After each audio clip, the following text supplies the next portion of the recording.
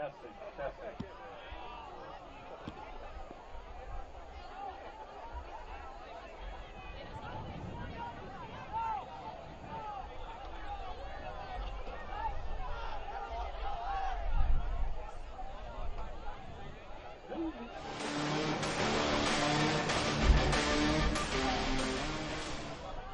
Good evening, ladies and gentlemen, and welcome to Ashley Field and tonight's homecoming Big 8 Conference matchup featuring the Cardinals of Middleton and your Prairie Cardinals.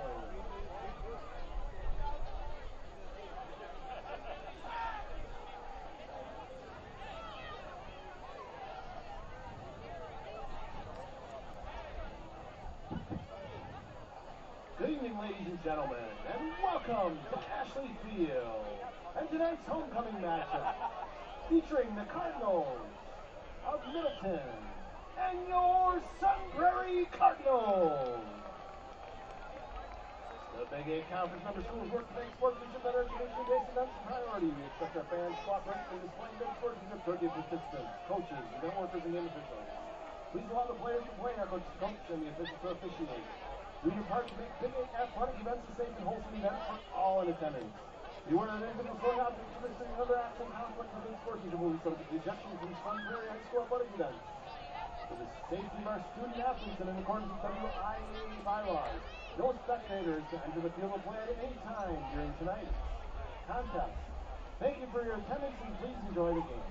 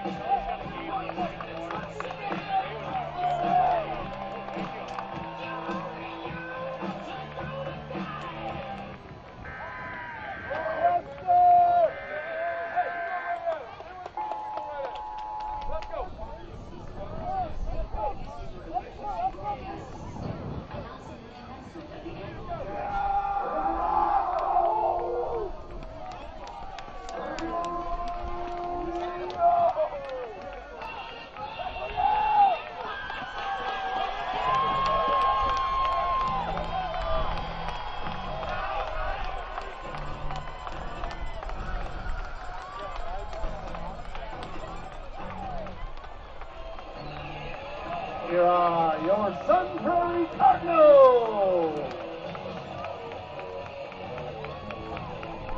The Cardinals are coached by 17-year veteran Brian Kaminsky. He's assisted by Tim Bass, Aaron Butts, George Graves, Josh Haas, Jim Hamilton, Chad Kavanaugh, Evan Opaki, Jack Marchese, Mike Cole, Jeff Russell, Steve Wire, and Brian Waschek. Welcome to tonight's opponents, the Cardinals of Middleton. Thank you very much. The Cardinals are coached by Jason Pertford. Jason's assisted by Tim Simon, Joe Pohl, Tyrell Rosemeyer, Brad Rodeberg, Rick Vanderzanden, Mark Osterly, Max Peternell, and Scott Carey.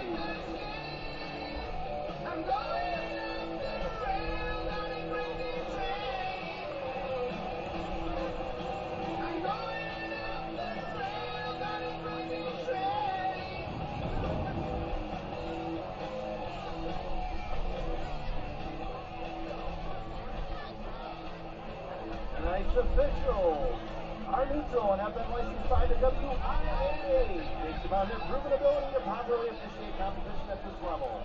Tonight's officials are David LeBlanc, Tim Myers, Kyle Heschke, Doug Rosenthal, and Tony the Polar Bear Radical. At this time, we ask that you please rise and remove your hats. The Cardinal Varsity Dance Team will escort the members of the Sun Prairie VFW Post 9362 and the Sun Prairie American Legion Post 333 to midfield. Ladies and gentlemen, the field is yours.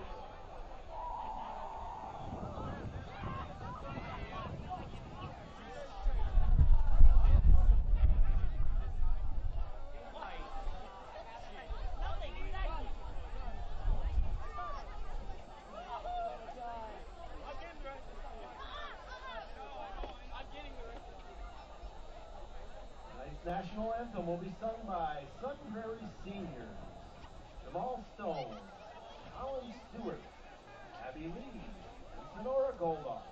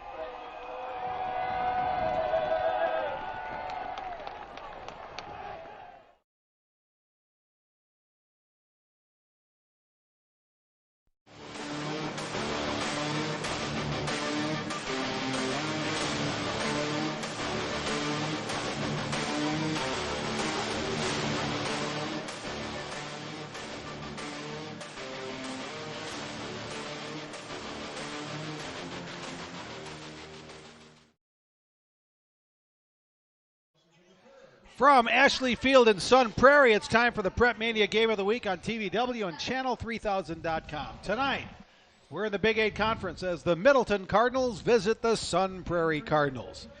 Both teams 5-2 in the Big 8 Conference. Madison Memorial has clinched the share of the championship with a 7-0 record, but these are two of the four teams tied for second at 5-2. Verona, Madison La Follette, and of course Middleton and Sun Prairie. Bill Brophy's back with us this week.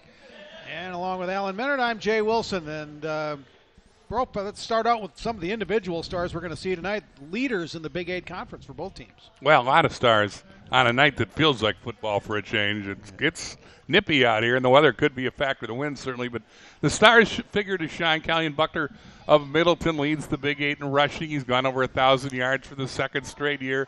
He runs behind a very big Middleton line, and Buckner is a good one. And they like to grind it out, control the ball, and play keep away from a Sun Prairie offense that's led by Brady Stevens, who leads the Big 8 in passing yardage and touchdown passes. And he's got a great receiver in Colin Schaefer. They can put points up. Both these clubs can.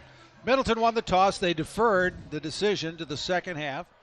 So Sun Prairie will receive the ball first. Sawyer Pertzborn is the Middleton kicker, and he is ready to send it away. He's had a pretty strong wind at his back, a 14-mile-an-hour wind, and he kicks it short of the end zone, so the return is on. This is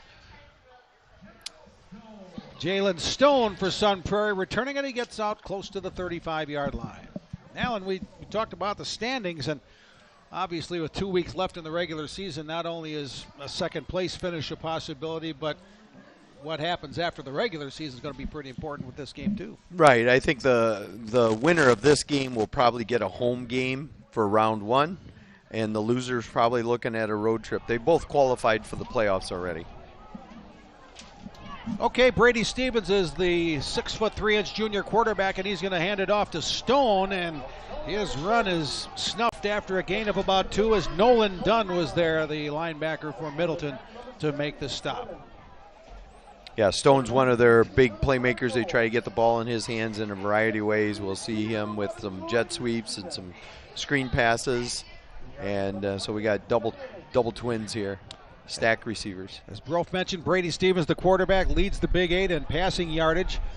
He's 79 of 131 on the season. This is going to be a handoff, though, to Nathan Schauer, their leading rusher, and he's going nowhere as Billy Johnson is there to make the stop. Third down. Billy Johnson goes both ways. He's committed to go to the Air Force Academy next year, and he's a big load both on offense and there. He makes a nice defensive play. They list him at 276, and I don't disagree. Yeah, might be a little light. Yeah, and as far as the Middleton defense, they're always going to look for where number 21, Colin Schaefer, is. Here's Stevens' first passing attempt of the night. He's going deep. And Stone tried to make the adjustment, and a penalty marker flies. Check that. That wasn't Stone. That was Dominic Lanphier, their intended to target. But a penalty marker's down, and it looks like that's going to go against Middleton and give Sun Prairie a first down. Yeah, it was a good contested 50-50 ball, but I think a little campaigning by the Sun Prairie coaching staff convinced the back judge of yeah, and I think he did grab his arm here towards the end if you look at the end of this replay. Late flag, though. That's probably... That's it's a cold night. They got the gloves on, bro. Kewan Buford was in pass coverage on Lanphier, and he's going to be flagged for the interference penalty. No, and that's whether he had trouble digging it out or whatever. It had a bad look to it. Yeah. Lanphier's a big play guy for these guys, though. We talked about Schauer, and we talked about the receivers, Schaefer and Stone. But Lanphier averages 25.8 yards per catch. Only had 13 of them this year, but he's big on plays like that. 15-yard mark-off gets Sun Prairie out to their own 49. Here's Stevens. That's the first completion of the night. Probably one of many to Colin Schaefer, but defended well by the Middleton defense. That's going to be a loss.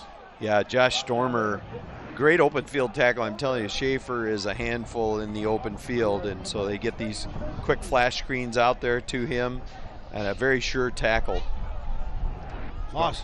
Stormer probably the best defender. He's picked off a couple passes this year in that secondary. Looks like he's drawn the assignment on Schaefer. Loss of 3, second and 13. Here comes the blitz, and down goes Stevens. And that was Jake Pavelski coming clean and getting the sack. Yeah, an excellent blitz design coming out of this. It looks like it took a page out of Jim Leonard's defense. Blitz off the edge. That was number 8, Jake Pavelski. So another 8-yard loss, so it's 3rd and 21 for Sun Prairie. Now the ball's back at their 37-yard line. Stevens setting up the screen and nothing doing there. Jake Wubbin blew that play up. Yeah, Jake did a great job there reading the screen. The inside rushers were released pretty quickly. It's just really great defensive coaching, smelling out the situation, 3rd and long, screens and draws. Now we get to see the great kicker for Sun Prairie, Kanapaki. Owen Kanapaki. He'll be punting against a 14-mile-an-hour wind here in the first quarter. Kanapaki averaging 38.9 yards per punt.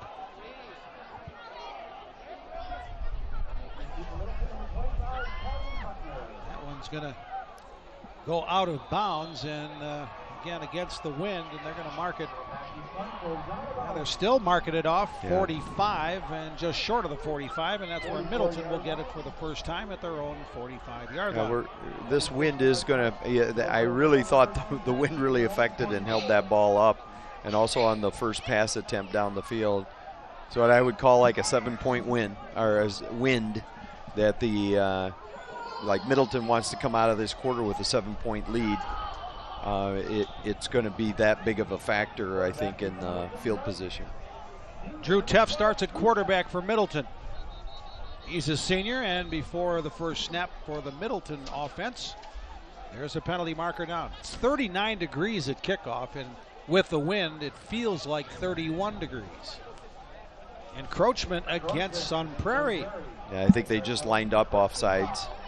And they showed blitz and got the neutral zone, didn't they? Yeah, and the side judge coming from the Middleton sideline, oddly enough, detected that. There was always a coach. I always stood right next to that official just to help him out in case he needed a little help. That's you, always helping. Yeah.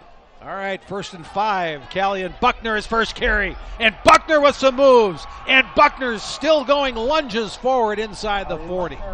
And you get a look here right away about the talent this Buckner has. Watch here. He's coming through the line on his own play. There's not a lot of room there. And you get him in the secondary. He's going to make the first guy miss if he has any room to operate like that. And this is a big Middleton O-line. 14-yard burst for Callian Buckner. Buckner 5'10", 165 pounds. He runs behind a line that averages 6'2", 264. Averages. 2nd down. Buckner again gets into the secondary. Inside the 25. So a really big key is Sun Prairie is going to have to figure out a way to kind of stuff the run and try to make Middleton throw. So 14 on the first run, 12 more on this one. Like that same zone play. And then when we saw Middleton early in the year, they were I formation, fullback, tailback. Here we got 3 wides, 1 tight end, and a running back. Buckner one more time. This time, well, he still spun forward. Addison Ostrenga had a hold of him, but Buckner still made a little bit out of it. It's going to be 2nd down for the Middleton Cardinals. Yeah, Middleton likes to grind, keep the play of a ball away from the other team's offense. We've seen them against Memorial. They lost 28-11 there. We saw them against Verona, and that night they were as about bad. Verona beat them 61-35. Those are the 2 Middleton losses. They've won 3 in a row, though, and it looked like a better football team. Well, so far it's been Buckner, but now he's split in the slot right. This is Teff, the quarterback, going to keep it. Teff's going to get a 1st down and more to the 10. Nice run by Drew Teff. He likes to run the ball, and that was a design run. They split Buckner out, so this will be something for us to watch, and put the fullback in as a lead blocker. So it's a way to change the numbers in the box to run the ball more effectively. You give the illusion of a spread attack with 3 wides, 1 tight end, but now with a fullback and a quarterback that runs like a tailback, it becomes really difficult to defend. Teff got 10 on that carry. It's 1st and goal with the ball at the 10. Buckner now slot left. Teff running it again. Trying to pick his way. Look at that. Look at Teff. He lost the ball in the end zone. Johnson came up with it. And it's a Middleton touchdown. Teff fumbled the ball forward, and Billy Johnson was there to fall on it. Now the touchdown signal was given by one of the officials, but now there's going to be a discussion. Right, the question is, did he... They never singled touchdown when Teff had the ball. I thought he broke the plane, but... Yeah, I think he lost the ball before he... I thought he lost the ball before he broke the plane, and then technically, this is the old Kenny Stabler. You're not supposed to be able to fumble it forward. So college has that rule, but high school does not have that rule. So Billy Johnson gets the touchdown and the fumble recovery. Pertzborn in for the extra point. And Middleton takes the ball for the first time and scores. Although I don't know if you had Billy Johnson in your touchdown pool tonight. But if you did, you're a winner. 7-0 Middleton. We'll take a look at the replay here, and we'll make our own analysis. Good effort by Teff, though. Yeah, he's a tough runner. Yeah, I think as he was trying to reach for the end zone, it popped out. And instead of Johnny on the spot, it was Billy on the spot. There you go. This angle may give us a better look. Yeah, we'd need the the pylon cam to determine. So I think officially Johnson will get credit for the touchdown. Yeah, Jalen Stone, I think, was the guy from Middleton who flew in and dislodged the ball from Teff. So who's our official scorer? Is John Mason? Our official scorer just left. He's probably going to find out who got credit for the touchdown. 55-yard drive? Correct. From their own 45 to start. Well, that's a fine how do you do, huh? How many plays? 6? Well, with the penalty, 1, 2, 3, 4, 5. There's Jalen Stone deep to receive the kick. Pertzborn again with the benefit of the wind here. He kicked it short of the goal line the first time, but I'm guessing Pertzborn might have the leg to get it to the end zone, but he's going to come back to the 2 where Stone will return it for Sun Prairie. Stone, penalty marker that might be a face mask. It looked like that first tackle might have been a little high. Stone got just outside the 20, but again a penalty marker late. Do we get an official word, John? I was just going to have John. Okay. John was going to check. And it was a face mask. Was it did they go 5-yard variety? You see it right here, 31. Get him? Yep.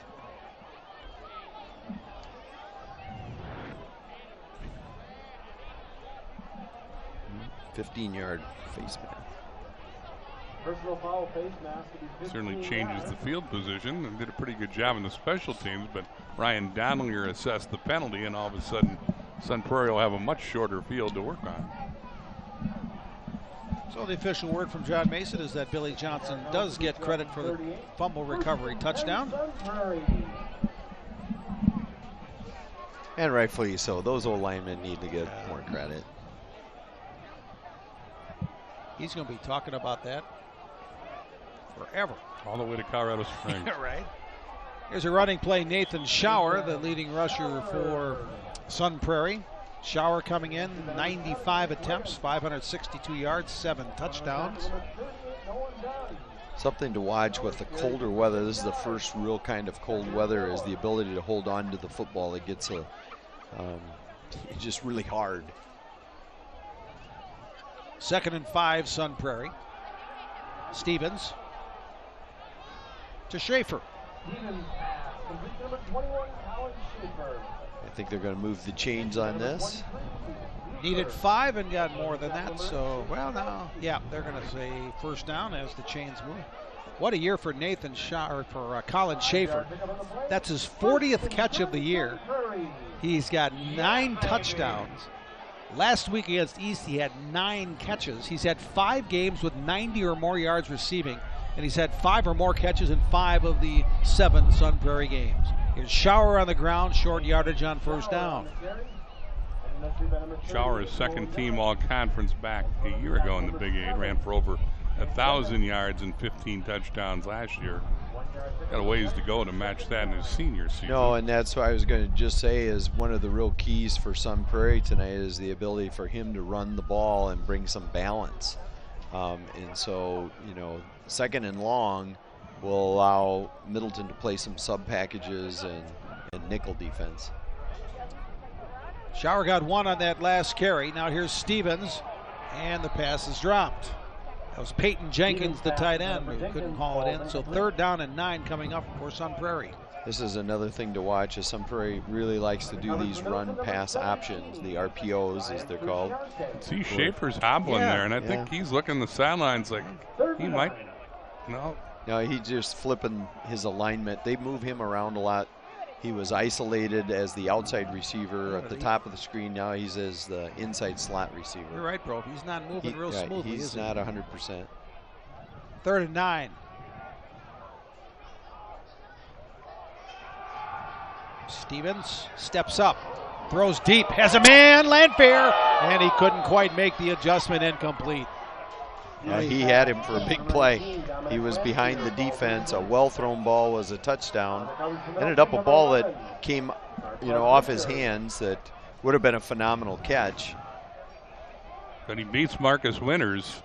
He's got real separation here. Nice throw by Stevens, but couldn't contort the body to make the catch.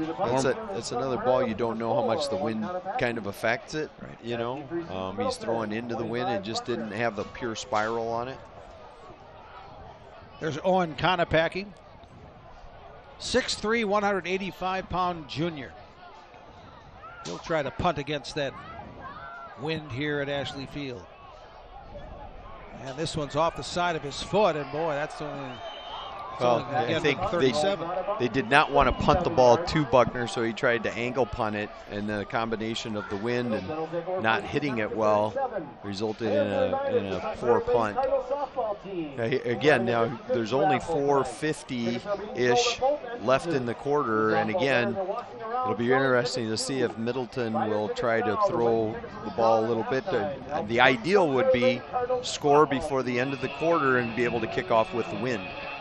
Got to look at Brian Kaminsky in his 17th season as Sun Prairie's head coach, the Big 8 Conference Coach of the Year last year. Now here's Drew Teff. First pass of the night for the Middleton quarterback, going deep, has Buckner, and just overshot him by a half step. Buckner got just behind Jacob Hellenbrand, but Teff just had a little too much on it. I guess the wind might have pushed that one a little too far. He quit running too, didn't he?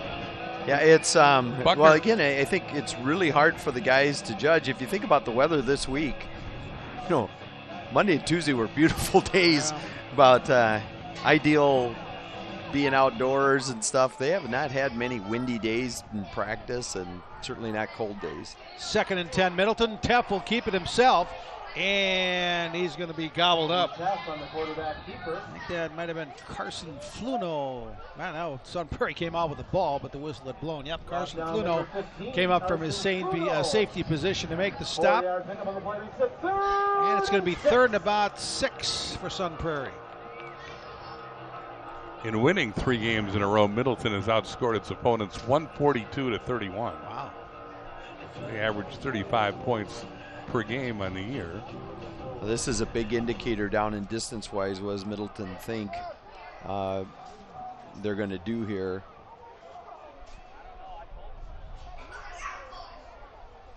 Oh, and the snap is low. Buckner's going to pick it up. He's going to try to make something out of it, but that's going to be a huge loss on the play. A low snap costs Middleton. It's going to be 4th and a mile. That wasn't part of the plan. No. Bad snap. Buckner does a good job retrieving it, but Addison Ostringa led the rally to the ball, and there is a huge loss. And again, cold weather with you worry about with snappers, quarterbacks, receivers, and kick returners too. Well, we talked about Owen Konopacki, the punter for Sun Prairie. How about Jake Wubben? He's averaging 43.6 yards a punt. And on the return, great coverage there. Stormer. Yeah, Josh Stormer gobbled up the return man, Colin Schaefer. He's an excellent defensive player. We've seen him make a lot of plays in our other 2 games. We talk about the wind going left to right tonight. Next year, as soon as this season is done, the home season is done for Sun Prairie, they're going to start renovating Ashley Field, and they're going to change the orientation of the field. Instead of going east-west, it's going to go north and south. So it would be a very different night with that wind if that were the new configuration. But for now, it's going from left to right. Here's Schaefer. Woodman grabbed him about the line of scrimmage. He fell forward for about 2. Jaden Brown, big number 79, 6'5", 335, also helped on the stop. No, and on these run plays, Shower's been limited to pretty much 2 yards a carry, whereas last year he was getting 5-6 yards a pop. Time winding down here in the first quarter. Stevens. Here comes Pavelski, here comes Johnson, and they're all meeting at the quarterback, and it's a sack for Middleton. Pavelski put on the early pressure, then Johnson grabbed Stevens' arm, and then a whole lot of help came after that. And again, these negative yardage plays are just killers. You know, it's one thing to try to convert 3rd and 9, 3rd and 10, but when you're talking 3rd and 20, play call sheet's mighty slim. Pretty slim. Got to be conservative here, don't you? Know you are in the field going against the wind. Yeah, and you know, they're going to punt against the wind unless something weird happens here. They're going to swing it out to Ostrenga, and he'll get out to about the 28. So Sun Prairie already in the first quarter had a 3rd and 21.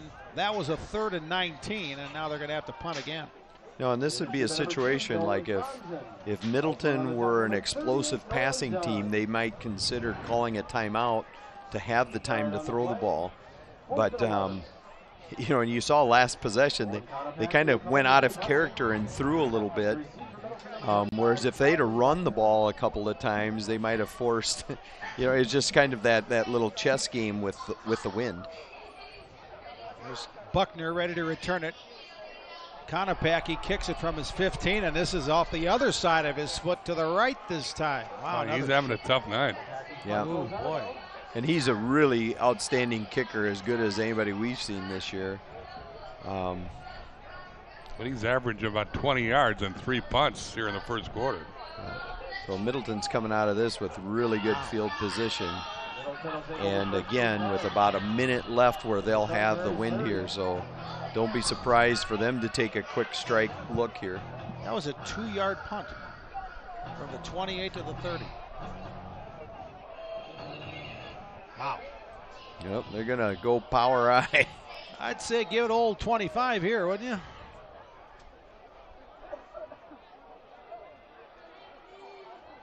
Here is Buckner. Well played, though, by the black-shirted Cardinal defense, who stacks him up and drives him back. Buckner wants a face mask penalty, but don't see a flag, so it's going to be 2nd down after a gain of 1. You see, and this is the other. I think he was upset.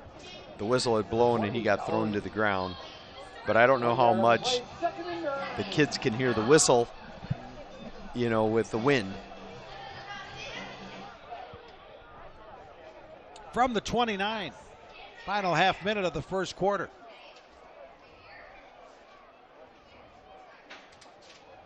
Buckner tries to bounce it, and again Sun Prairie's defense is there. Jamel Stone there to finish him off late. Well, that time they stretched it out, and Buckner had nowhere to go. 3rd down. That's going to be. I don't know if they're going to get a play off. I was going to say, is the wind a big enough factor to call I a would timeout? I would have been calling a timeout and try to take advantage of this wind and try to score, but I think this quarter's going to run out. That'll do it for the first quarter. Middleton on the only score. Drew Teff fumbled inside the 5, but he fumbled into the end zone. Billy Johnson fell on it for the Middleton touchdown, and after 1 quarter, it's Middleton 7, Sun Prairie nothing. Back with the start of the second quarter in just a moment. You're watching the Prep Mania Game of the Week on TVW and Channel3000.com.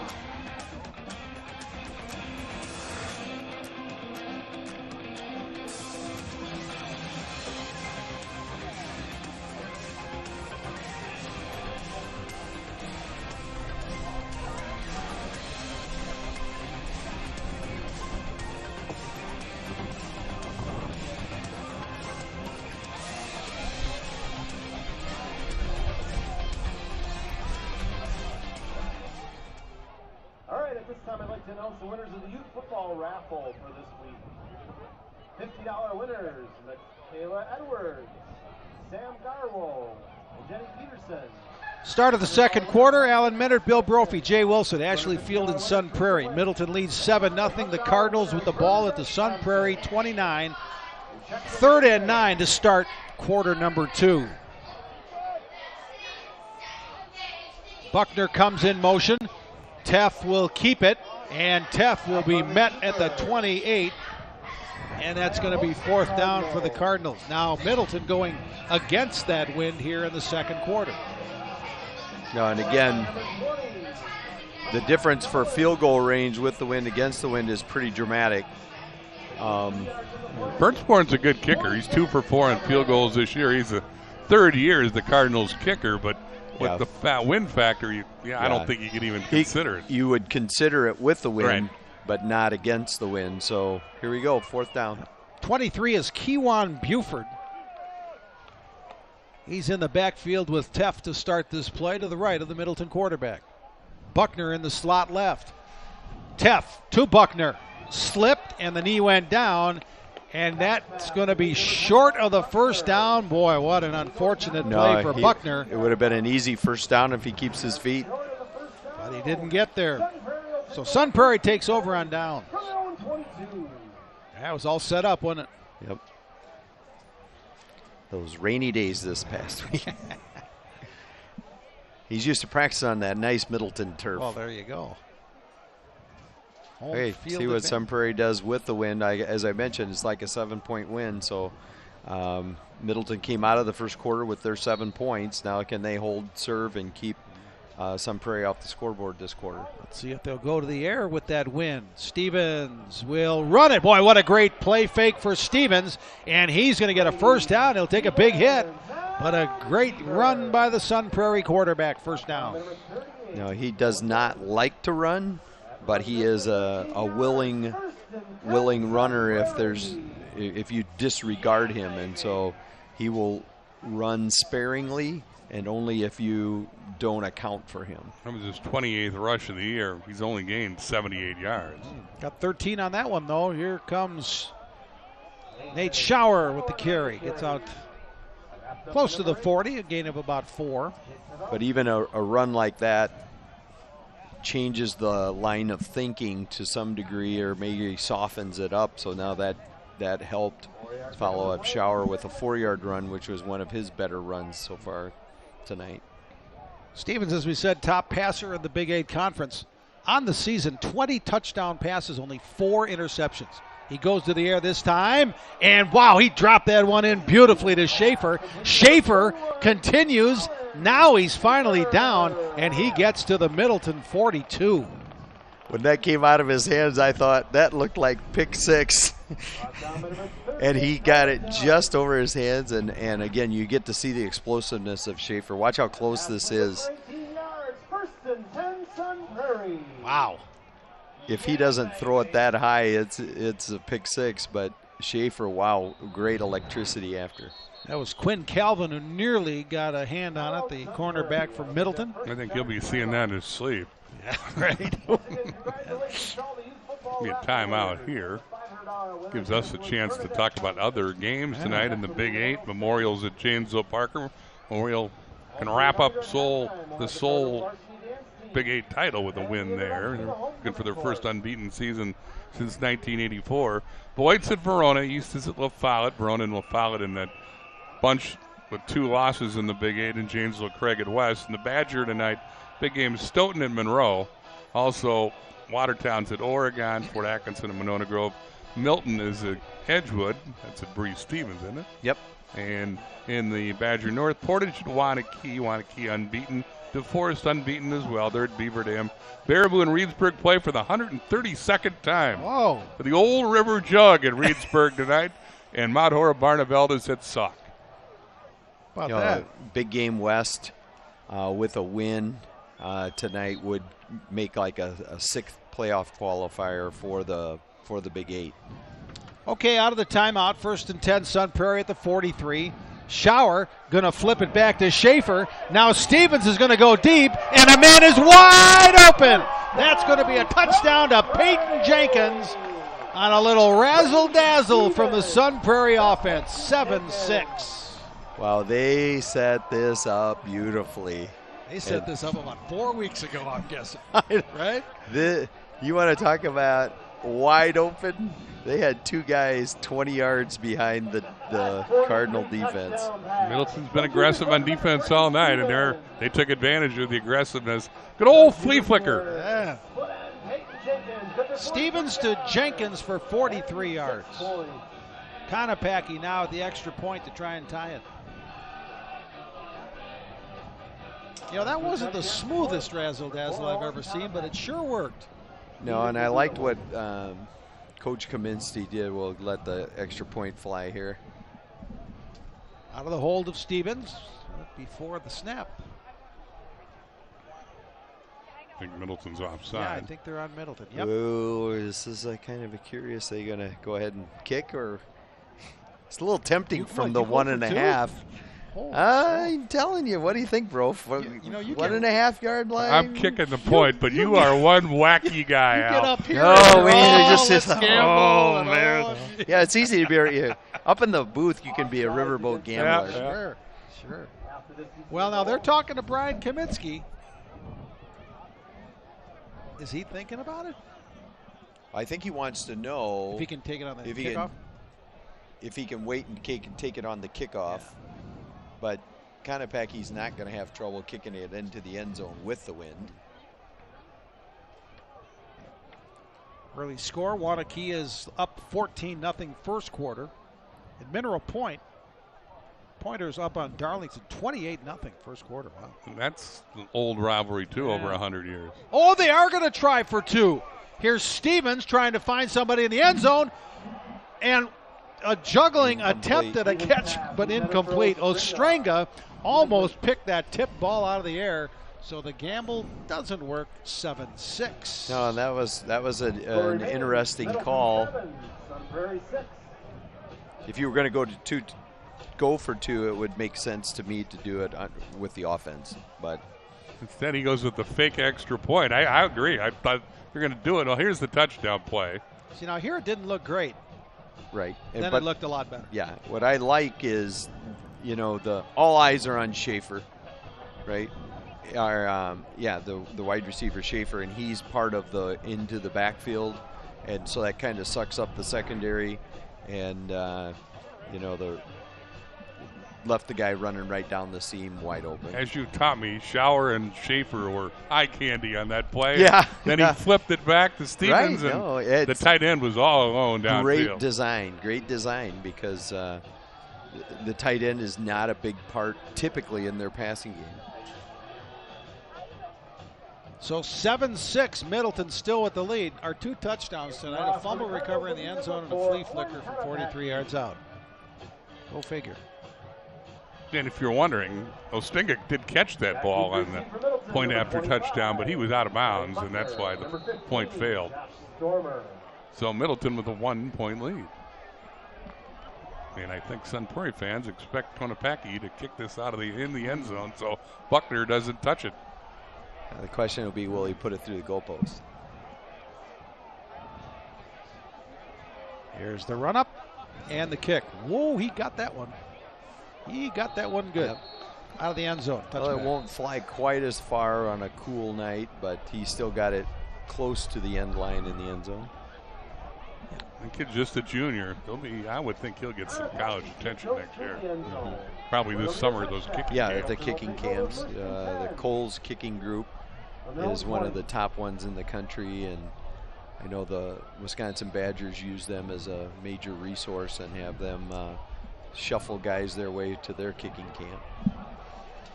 Okay, here comes Middleton now, going against the wind in the second quarter.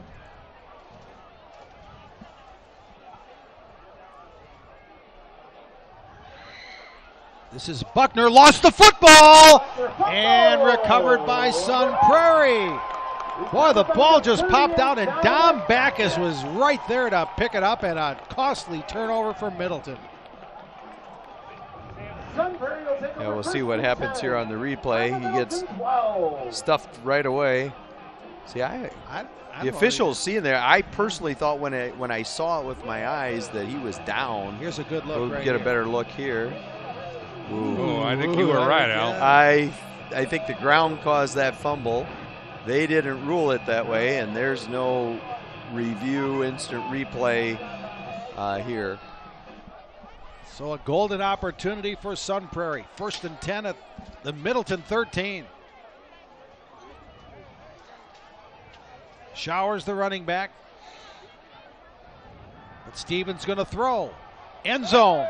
Caught. Touchdown, Sun Prairie. Who else? Colin Schaefer. 13 yards. With a 12-yard strike. Didn't take long after the first turnover of the game. Stevens to Schaefer, and Sun Prairie has the lead for the first time tonight. Ball's coming out of his hand a little better with the wind, isn't it? It really has mattered, hasn't it? Boy, Colin Schaefer continues his remarkable year. That's his 10th receiving touchdown. It's 12-7. Now Sun Prairie with its first lead of the night.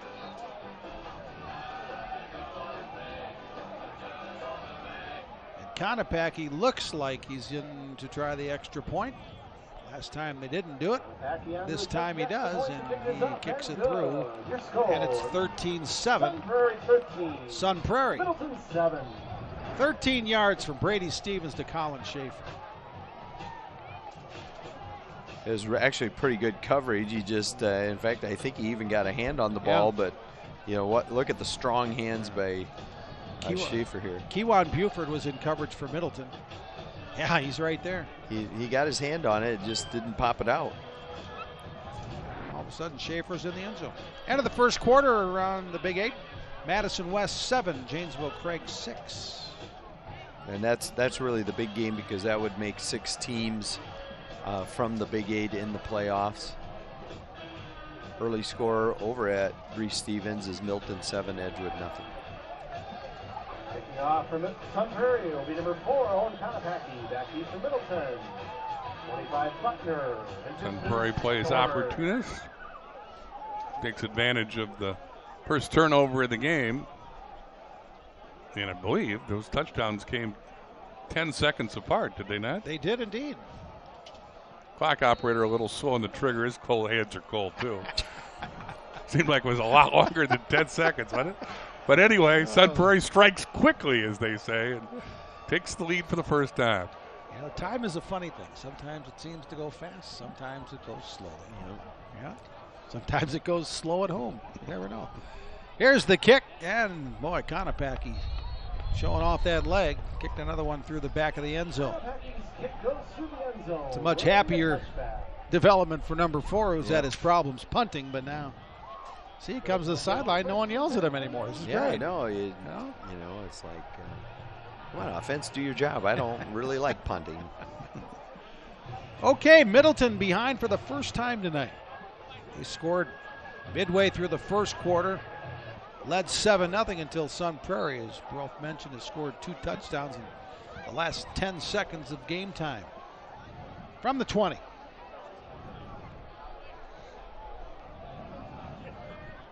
Buckner cuts back. It's about 4. This is what we saw early in the season, more conventional offense, I formation, fullback, 1 tight end, 2 wides. Brendan Shannon on the tackle. 4 yards on the carry, 2nd and 6. A little chirping after the tackle as well. Well, these two have had a rivalry in any sport you want to name, Sun Prairie and Middleton. Here's a pitch to Buckner, gets to the outside, gets a first down. Big run by Callian Buckner to give the Cardinals a first down. A little speed option look with emphasis on the speed by Buckner. Well, Stringham made the stop, but not before Buckner got it out to the 41, 17-yard gain. Callian Buckner, over 1,000 yards on the season. He has 17 rushing touchdowns. He'll get it again.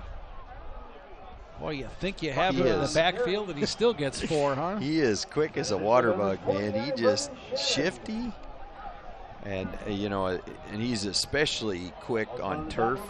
He's had a little trouble with his footing out here, but and he's not real big, but he runs tough. Listed at 165 pounds, Callion Buckner. Another 4-yard gain for the Middleton running back, 2nd and 6. Ball at the 45. Buckner one more time. Well, kind of lost his footing again. Well, then he stayed on his feet. Still waiting for a whistle. Now those big Middleton offensive linemen are pushing him forward, and Buckner's going to get a first down in Sun Prairie territory. Yeah, we're seeing more and more of this rugby scrum. They're not calling the Reggie Bush push anymore, so and we see this with the Badgers sometimes too. Jonathan Taylor drags guys for a good effort by Buckner, though. Yeah. My goodness. Like I said, he's small, but man, he runs hard. And he drags a lot of guys with him, just like we've seen the Aker kid do with Verona. And Buckner keeps moving his feet, and it picked up first down because of it. Yeah. He was lucky to run into his teammate Clay Craker, the big 300-pounder. Teff had a little trouble handling that snap, and he's going to pay for it. That's going to be a big loss, as Sun Prairie had about 5-6 guys back in the backfield after that Teff bobble. Well, that'll change the complexion of a drive in a hurry. Yeah, Middleton especially is not built for 2nd and 20. They really can't afford these bad snaps, and this is the second one. The other thing impressive about Buckner, man, he's carried the ball a lot. And you'd worry about his ability to bounce back in this league especially. He's over 150 carries this season in not quite 7.5 games. Teff to throw on 2nd and 19. And gets out of the initial sack, and then he's going to, well, he's running out of trouble. Wow, he's still going. What a play by Teff. He could have lost about 12. Finally taken down by Jacob Hellenbrand. Still going to be a loss, but boy, Teff made it a minimal loss. He's like the cat with 9 lives on this one. Look at this. You guys say, I thought he almost got face masked. There's the helmet. Oh, whoop. Those two guys miss. He misses. Terrence Briggs had the big shot at him, though, and he escaped that and then got to the outside. And he only escaped 6 guys. Yeah. That was the greatest 3-yard loss in the history of football. Yeah, it was. It was right up there. 3rd and 22. Teff's only thrown once tonight. You would think he's going to throw here. You would think. And the whistle stops before the snap. Some of that's the product of their past plays called, but he likes to run. If he doesn't see something clean, I still think he has a little difficulty with the cold ball. There's seems a like penalty. Yep. Penalty marker down against Middleton. Oh, Middleton. They lined up offside, I guess. Yeah, that's very rare. Offside is the call against Middleton. Lined up in the neutral zone. Almost always the receiver comes and, right? You know. So Al, you're looking at your card here on 3rd and 27? Oh my gosh. Well, they have a nice little screen pass to Buckner, but I'm sure the Sun Prairie's certainly aware of that as well. I'm guessing it came up in the meeting, yeah. Yeah. And Teff does like the quarterback draw. Look at that. They're going to get it to Buckner. That might be a lateral. Ooh, look out. I thought it was Incomplete. backward, and I didn't see anybody indicate anything.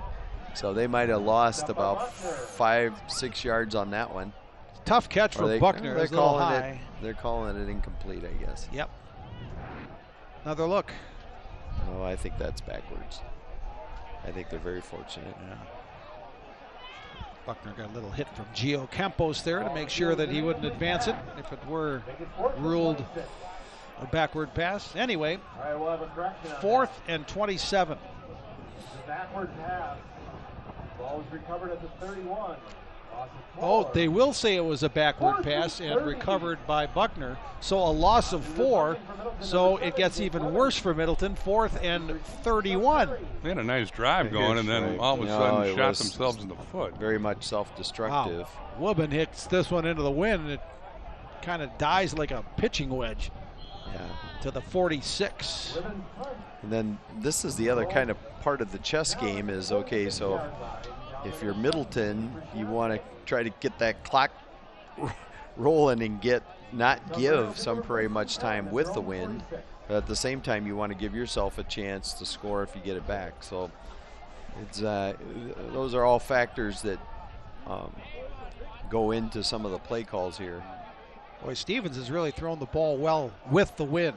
That's the direction they're going now with 5:36 left in the first half. Sun Prairie with a couple of touchdown passes from Stevens, and he's going to throw again, but he can't get it off.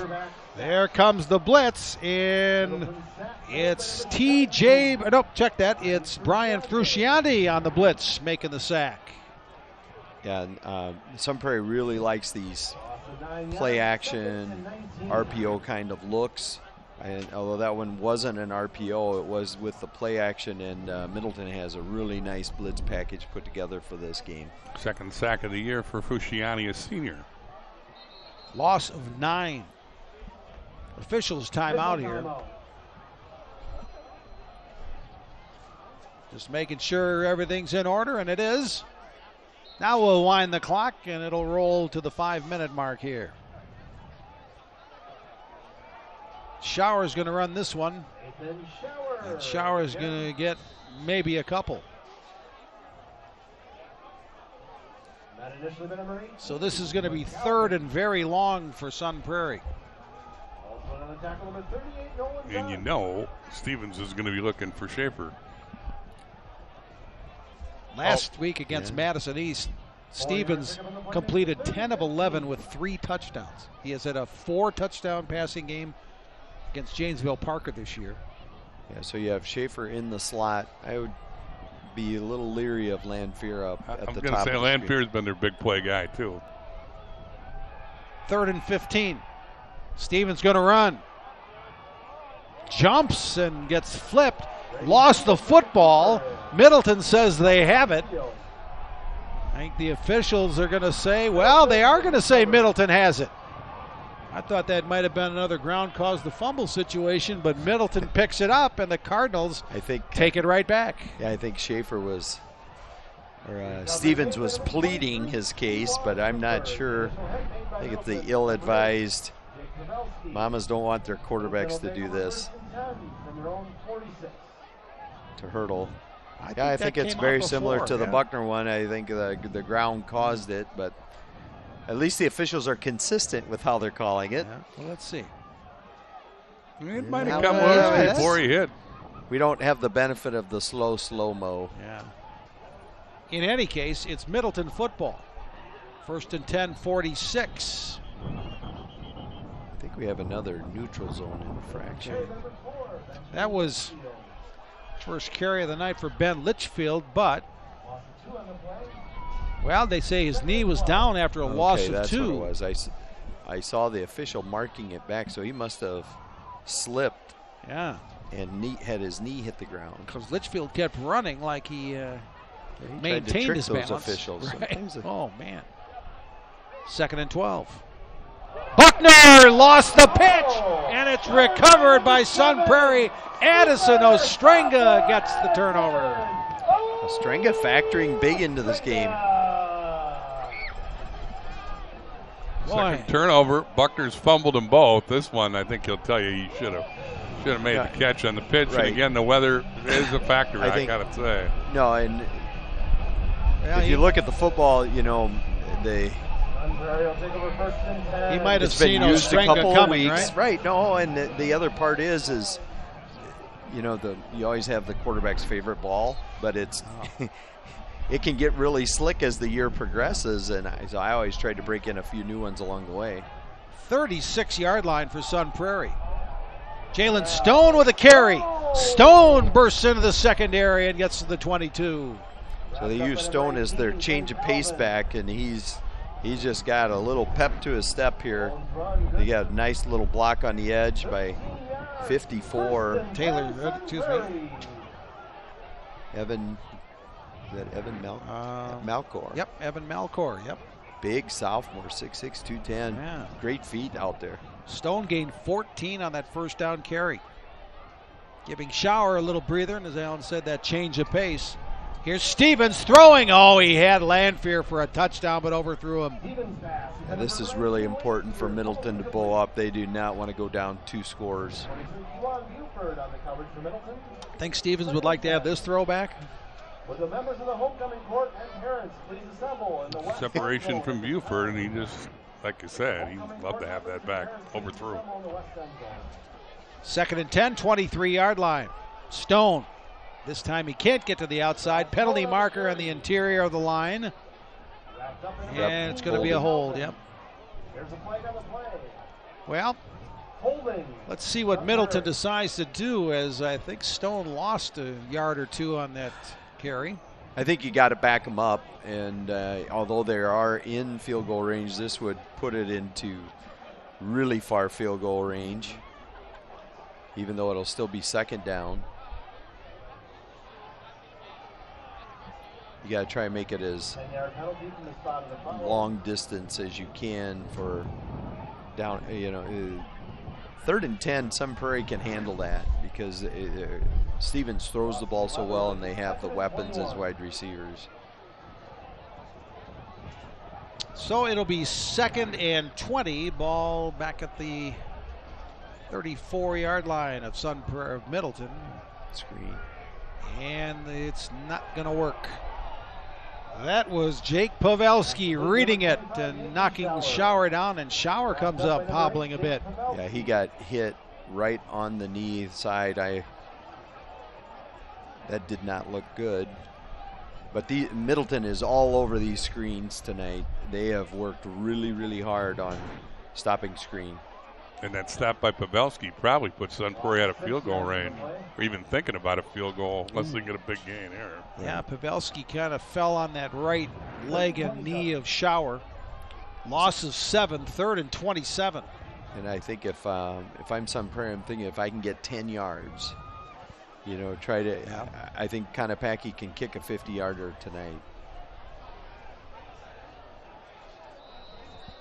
Now they'll motion Schaefer to the backfield, and well, nobody came on to replace Shower, and so it was they had a late sub there, and so this is a good timeout, reevaluate here,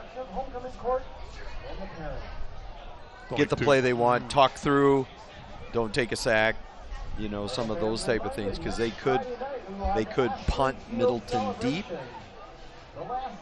here if they don't get anything, or like I said, if they can get 10, it's not a high risk to go 50-yard field goal from the standpoint is he's probably has the leg for it, even though it's cold.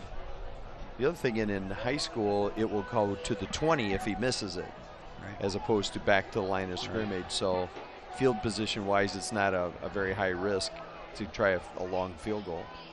Sun Prairie has qualified for the WIA playoffs 25 of the last 27 years. They missed out only in 2002 and 2003, and they're headed back this year. Both of these teams with 5-2 records have qualified for this year's postseason tournament. 3rd and 27, Sun Prairie. Stevens going to run it. Stevens, and they got maybe enough yards to try a field goal. Here's Keewan Buford leading the way on the stop of the Sun Prairie quarterback. So he got it down to the 32, so 42-47. Field goal try from there. Well, see, I think they've used 2 timeouts already. They might just let this run down, take the timeout, and kick the field goal, leave in Middleton with as little time as possible. Jake Pavelski helping Buford on that stop on 3rd down. Boy, it sure looked like Sun Prairie's going to keep the offense out there on 4th and 18. I think Al's right. I think he's just going to work the clock down and burn as much as he can and then bring in the field goal team.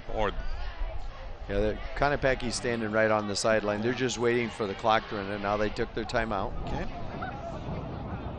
And he's got Kanapaki's coming out with the tee.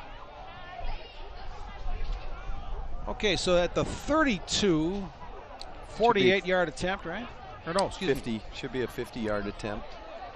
Maybe 49. Yeah, 49. Yeah. Like you say, if he makes it, it's a 2-score game. If he doesn't, they got to go 80 yards in 80 seconds. with a team that's not built to throw the ball against the wind. Boy, Sun Prairie has had a line of great kickers, haven't they? Yeah. Big legs. Where's he going to set his tee down? Looks like he's putting her just inside the 50. Yeah.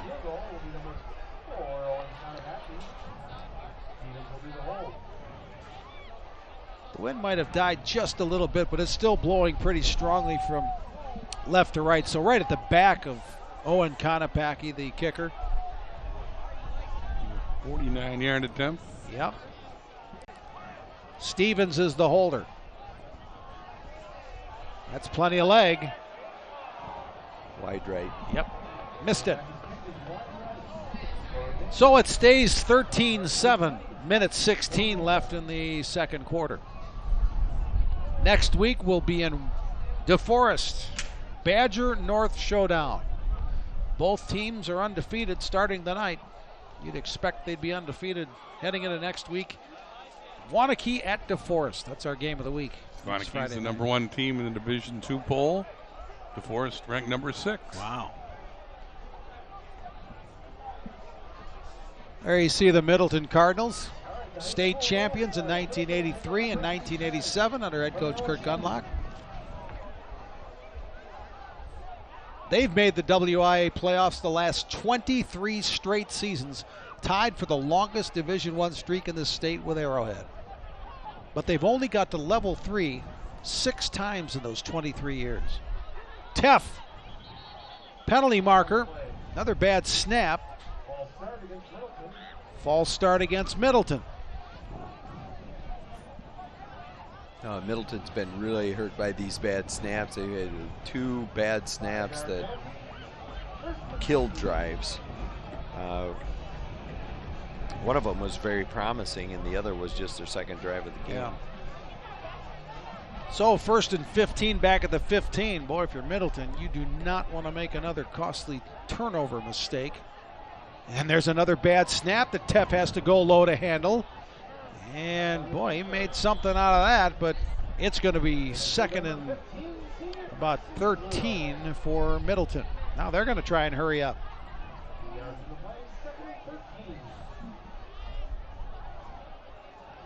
And another low snap.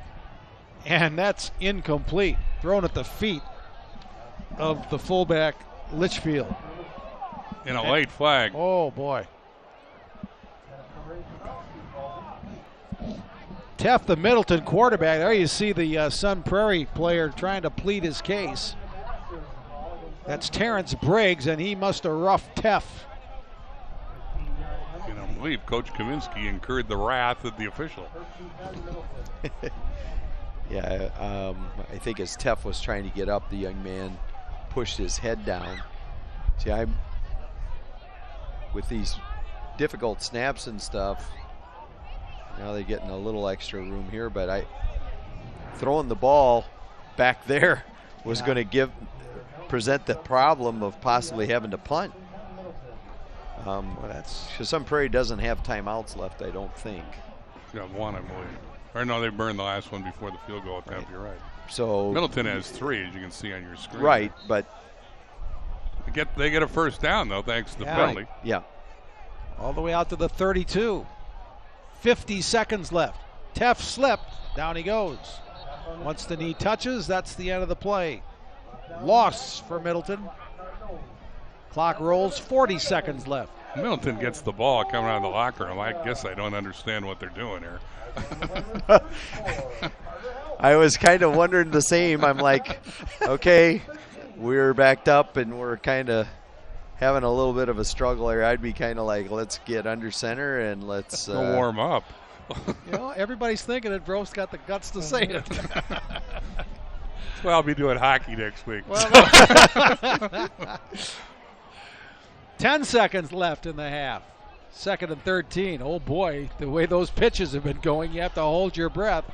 Buckner slips down, and that ought to do it for the first That's half. the other thing is, there's been quite a bit of slipping going on. The fields of it. Let's face it, it's rained a lot the last few weeks, and the field is not in great condition. Yeah.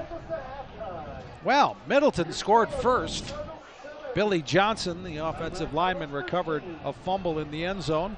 Then 2 touchdown passes for Brady Stevens, one to Peyton Jenkins from 43 yards on a flea flicker, and then a 13-yarder to Colin Schaefer off a Middleton turnover. 13-7 Sun Prairie at half, and I guess both teams don't have any reason to panic or change much here going to the second half.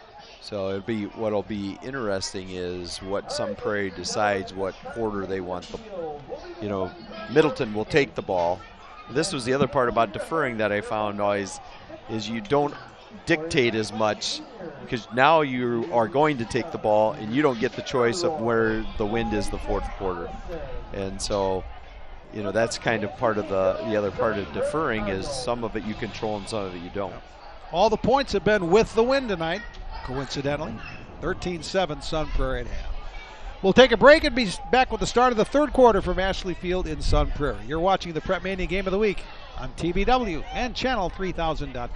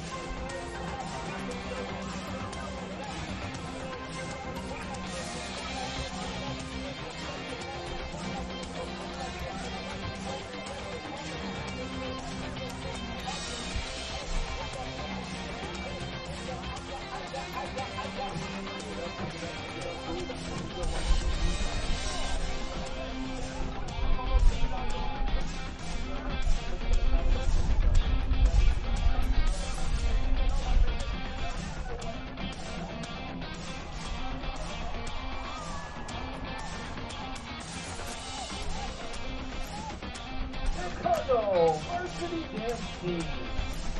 Scott Dancers.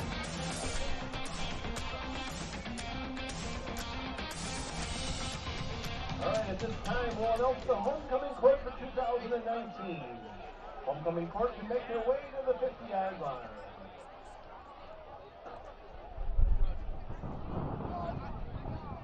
All right, we have Tristan Faber with Father Donald Faber and stepmother Sharon Kieran. Jillian Finnegan with Sister Claire Finnegan. Ashley Fish with Mother Danny and Father Jeff Fish. Sonora Goldoff with Mother Deidre Goldoff.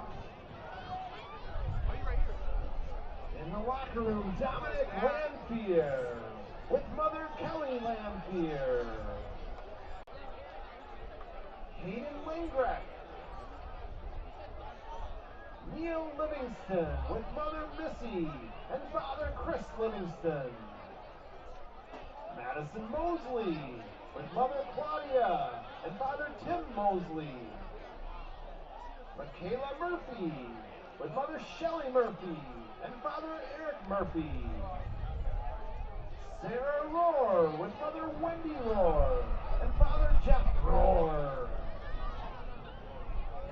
Cameron Rock.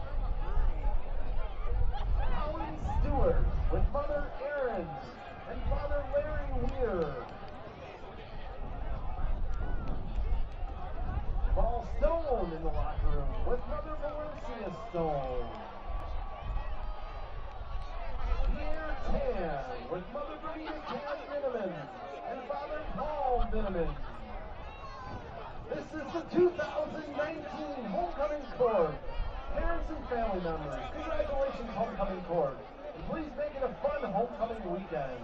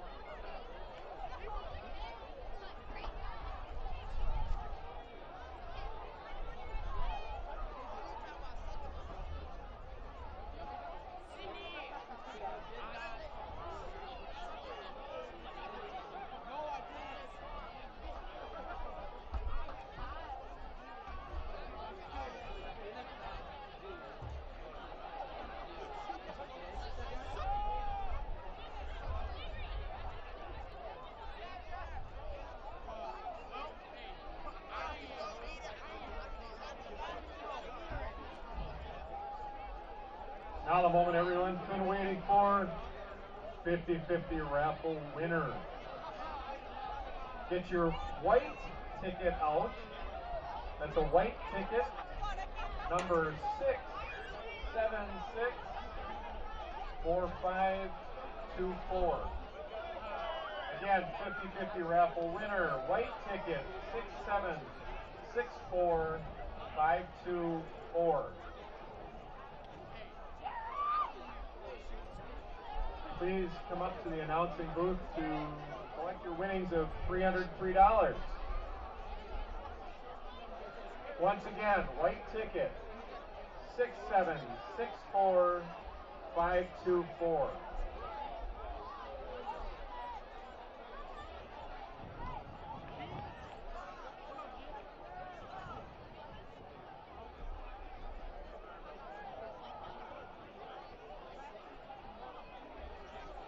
Wah, wah, wah.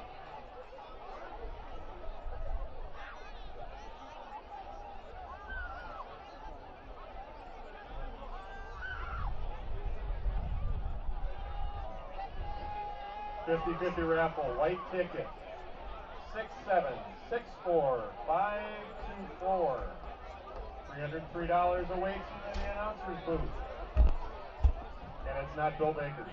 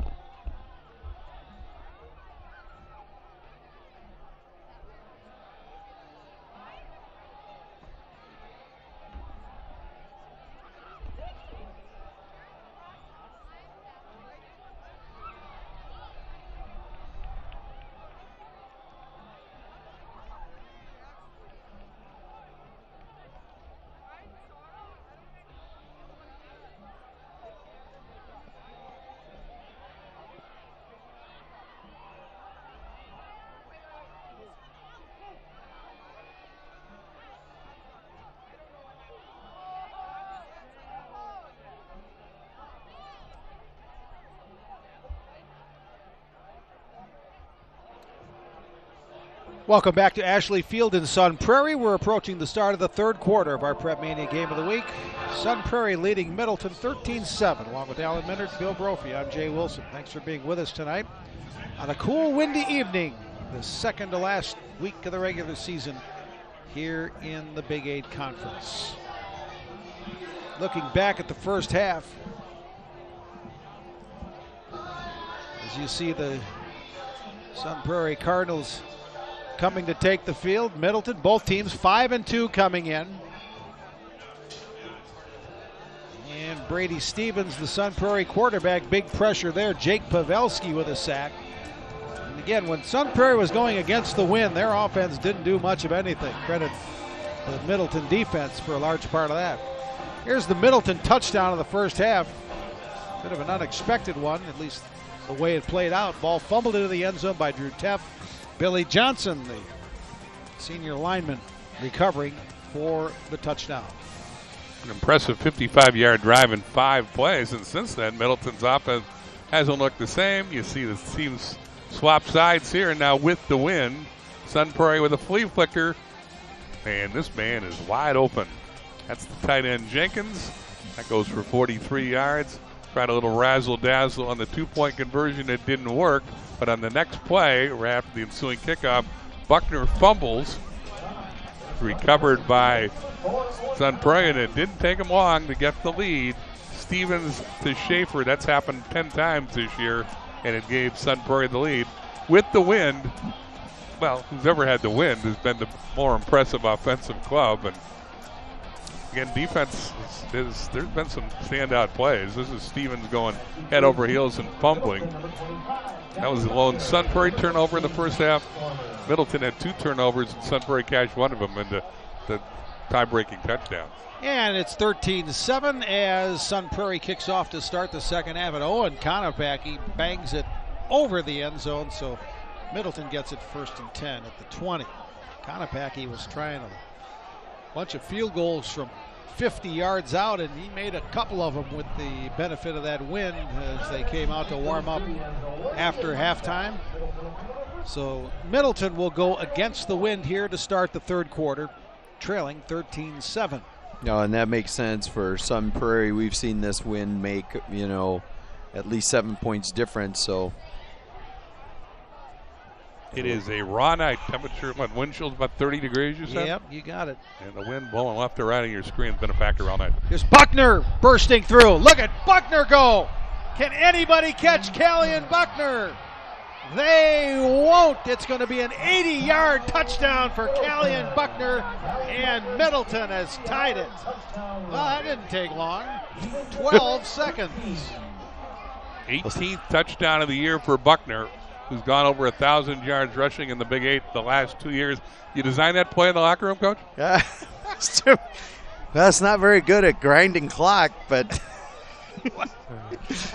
holy smoke. That didn't, no. Wow. That one hit very clean. It was a nice cutback by him at Buckner. Great cut, and, he just flat out outran the Sun Prairie D. Remember, in the first half, Sun Prairie opted not to kick the 1-point extra point. They tried to throw it for 2. It didn't work, so this is for the lead for Middleton. And there's going to be a penalty marker before that snap, I think. It's lucky it was, because first point went wide right. Yeah. Whoa. No, they're signaling they're going to decline. Again, I'm pretty shocked. Yeah. I mean, good luck stopping Middleton from the 1.5 yard line with the all O-line they have. Well, I think Coach Pertzborn is going to reconsider. He's going to go over and ask, I think, what his options are right here. As you look at Pertzborn's son holding the tee, Sawyer Pertzborn is 30 of 31 on extra point conversions this year. There's his dad, the coach. First season as head coach. He was head coach with Tim Simon last year. Simon was the head coach at Middleton the previous 15 years before that. And tell you what, Jason Pertzborn has declined the penalty, the coach. Let Sawyer have a chance to kick the tie-breaking extra point. No, they're gonna they move it up. I think they moved it to the 1.5. Offside on Sun Prairie. TJ Bauer, the backup quarterback for Middleton, is the holder for Sawyer Pertzborn. Now they're going to move it. Oh, now you see they moved it half the distance, so now they're moving it back because he declined it. So you're not in a hurry, are you? Nope. Doesn't make a difference to me. There you go. For the lead for Middleton. And Pertzborn gets that one, so second time tonight, Middleton has the lead. They were up 7-0. Now they're up 14-13. I'm just saying that if I'm going to go for 2, I'm going to do it from the 1.5 instead of asking for a fake field goal or whatever. But well, you see Buckner find the crease and was off to the races. Nobody touched him except his teammates celebrating. Another look. Watch those big guys clear this hole. Oh, man, Clay Craker, the center, just swallowed up that defensive lineman for Sun Prairie. And Landfear's got pretty good speed. Didn't have a chance. No. And, it was a bad run fit by the defense. If you watch with the replay, the linebacker filled the same gap as the D lineman, and that's not supposed to happen in the Sun Prairie defense. The D linemen take one gap, the linebacker's responsible for the opposite gap, and he just didn't see it very well. And as lightning quick as Buckner is, other scores tonight in the Big 8 Memorial en route to winning the Big 8 championship with a 28-0 halftime lead over Janesville Parker in Janesville. Madison West looking for a playoff clinching win. Leads Craig 22-12 at the half, and the Badger Wanakee unbeaten up 40-0 over Portage. DeForest up 28-0 over Beaver Dam. DeForest unbeaten as well. McFarland leads Evansville 10-8 in a big Rock Valley game, and we'll give you more scores in a minute. Pertzborn kind of pooches that one up. Down the return, it's Cameron Gothard. Gothard makes a pretty good return. He'll get into Middleton territory. Cam Gothard gets to the 48 of Middleton. Yeah, that one kind of backfired. They did a little pooch kickoff and bunched everybody over there. And Sun Prairie took the return opposite away from where they had everybody bunched. So great field position. Yeah, got down to the 48. It's good to see. I think Shower's back in there after that hit on his knee, but he looks like he's going to give it a go here the second half. Gothard's the man in motion. Stevens was going to throw it, but then decided not to, and now he's going to be snowed under. And leading the way defensively for Middleton, that's Brian Frusciante. Second time he's had a tackle for a loss in the year. He's been one of their leading tacklers. That's his second sack of the year. Other Big 8 scores Watertown 21-6 over Oregon at the half. Milton leads Edgewood 7-0. That's still early. In a big Capital North game, Lake Mills with a 28-7 lead over Lodi. Here's Shower. First carry of the second half. Just got an update. Milton's up 13-0 on Edgewood. Big game statewide. Edgar and Stratford scoreless. That's a big rivalry. Stratford number 1 in Division 5. Edgar number 3 in Division 7. Sun Prairie's at its own 49. This is a 3rd and 13 for the Cardinals. Stevens, good protection. Now it starts to break down. Penalty markers down. Stevens can't escape. Good coverage and finally taken down by Cole Yankee. Again, a penalty marker. It's going to be a hold on Sun Prairie. You'd imagine that Middleton will decline it. And that's going to be 4th down and a punt for Sun Prairie coming up. Yeah, big coverage sack. Now we'll see Kanapaki see how he gets his punt game straightened out with the wind. Boy, every time Sun Prairie doesn't score with the wind, it seems like it's a big disappointment because they've done so well with that advantage. You got to figure Kanapaki's going to bang this one pretty deep.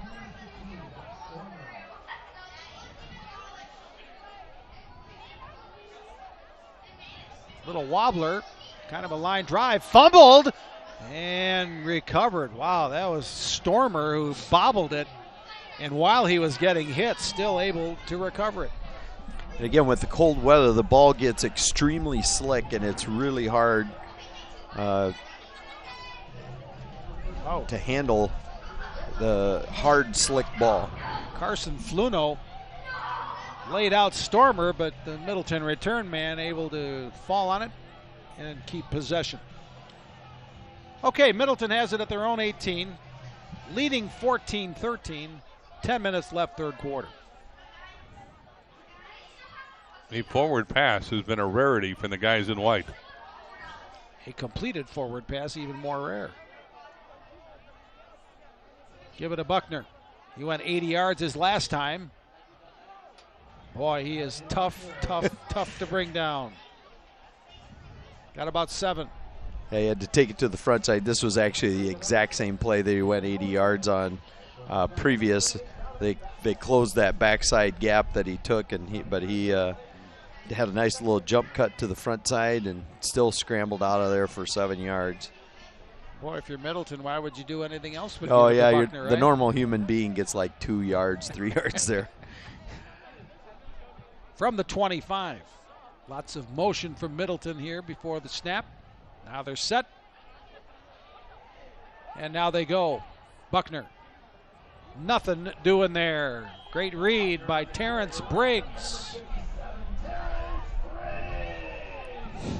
3rd down, Middleton. Briggs, the leader in this club with tackles for a loss. He's got 9 this year. Yeah, he's very active in the defensive front. This is a big 3rd down for Middleton. If you're going to put a dent in the amount of time that Sun Prairie has with the wind, this is an important 1st down. Well, the Cardinals got kind of messed up. Teff had to eat it. He is snowed under, and that's a big 3rd down loss. That was Middleton. A very, not everybody was on the same page. And again, sometimes the wind, you just can't hear. I've had that happen before also, and whether it's the snap count, whether it's the play call, or certainly an audible. If he audibled to something different, not everybody was on the same page. Madison Ostrenga again, the middle of that, so is Campos. Here's the punt from Woobin. It'll bounce at the 35 where it's picked up by Colin Schaefer. Schaefer trying to make some moves. Penalty marker down. That might be a face mask. Another penalty marker even later. I think we have a block in the back on the first flag. The second flag might be the face mask that you're talking about, but the first flag should be a block in the back. There's that. That's the block in the back, and that might be it. Two different officials threw the yellow markers. And Billy Johnson's here in the option, so right. It looks like they're going to back Sun Prairie up. The one was very obvious. It was Stormer who really storms down the field pretty alertly, and then they just couldn't resist the temptation to hit him in the back.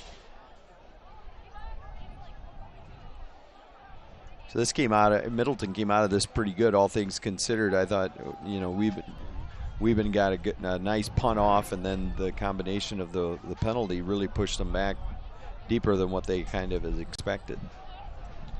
Okay, we're back at the 26-yard line after the penalty. That's where Sun Prairie starts this drive. Shower, the running back to the right of Stevens. This is a run for Shower, and he's going to lose a yard or two. Again, Middleton's done an outstanding job shutting down the run game and getting Middleton an obvious pass. And again, really important for Sun Prairie to avoid negative yardage plays. So I'd look for Middleton to cook up a blitz here. Tackle by Billy Johnson and Jaden Brown. That's 600 pounds of defensive linemen with those two guys. Stevens to throw. Threw it a little low for Schaefer, incomplete. Yeah, that was an RPO. He had all the linemen and the running back were doing run, and they had a nice little I'm going to referee down. That's going to delay the game here. I believe they used the referee as a screen on that slant, didn't they?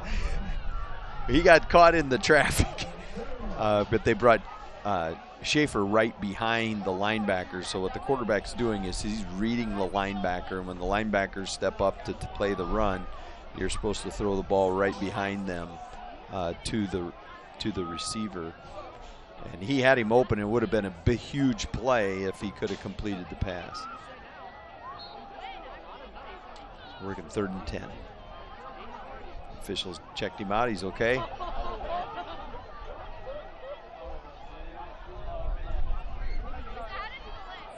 This is from the Sun Prairie 25. Stevens, look out! And there's Jake Pavelski again with a big sack.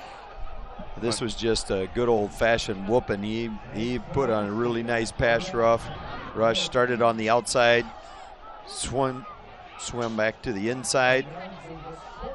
Pavelski's had a big night. That's his 3rd sack, and it backs Sun Prairie up. So again, in theory, Middleton should come out of this with good field position. That was a loss of 10 on the sack, so it's 4th and 21 back at the 15-yard line. Buford and Buckner back to receive the punt. Ganapaki hangs this one up high. Buckner lets it bounce. Now he'll pick it up and try to make something of it. Buckner slipped and goes down. Lost about a yard on the return. No, and again, the wind, you could see Buckner was not comfortable trying to catch that ball in the air, and he got a nice hop, but then the turf had a tough time dealing with it. It was just kind of hard getting his footing there. He might have to go to longer cleats or different cleats or something. I don't know. Well, again, you take like the Middleton kids, especially someone like Buckner who's used to practicing on turf all the time. I don't know. Probably not. They probably don't go to the grass field and let's practice on the grass field, you know. And it is, the footing is just different, especially when it's muddy. I didn't see a penalty marker, but it looks like they're talking about something here. They're sure talking about moving Middleton back, and I said, I didn't see it either. You see the first down marker in the background there, and that's about 10 yards from where the line of scrimmage, the the first down chain marker is. So let's see what the call is. Personal foul against Sun Prairie.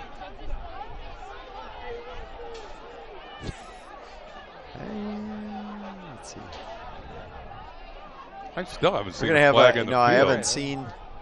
They're still having a conference, and the Sun Prairie kids were. I don't know if it's against Sun Prairie. Right, I think the Sun Prairie kids are like, no, you're confused. It's against them. Yeah.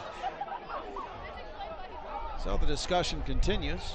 Was it a guy in black or was it a guy in white?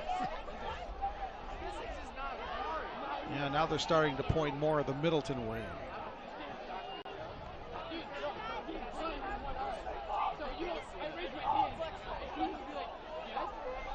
Middleton has scored first and last in this game. They lead at 14-13. And they did mark it off against Sun Prairie.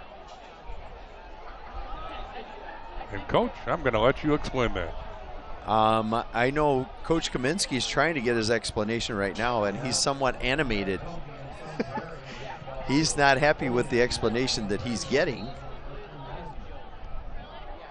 So that'll move it all the way to the Sun Prairie 49-yard line. It's the fifth penalty tonight against Sun Prairie.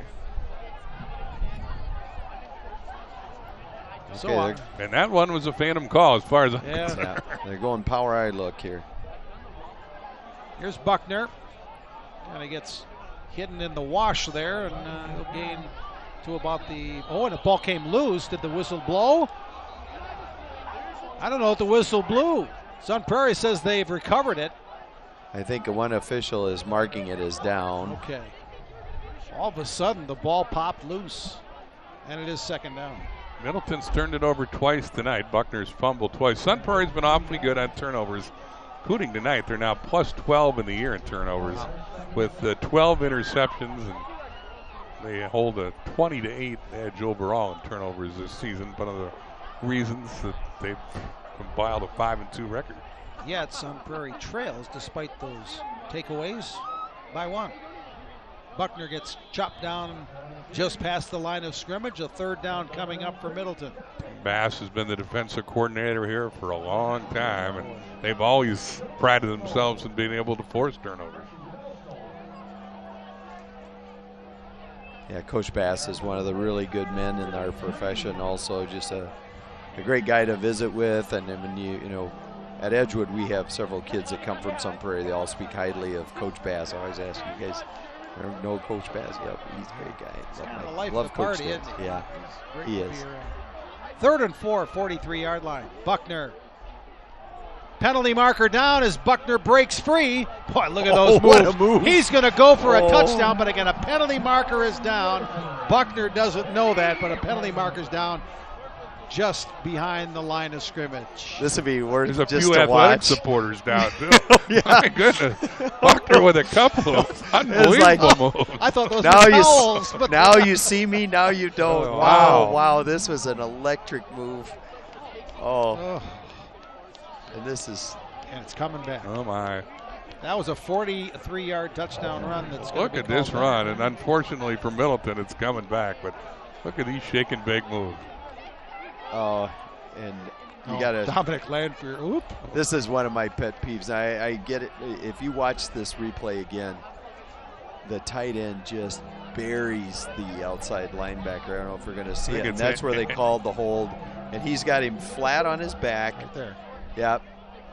And that's the holding call. Yeah, they call Wubbin for the penalty. Now he tried to put his hands up in the air like he didn't do anything, but they're going to call that. Right? The hands, I guess, got outside of the body or whatever, but man, what a block. So instead of a touchdown, it's 3rd and 16 back at the 45.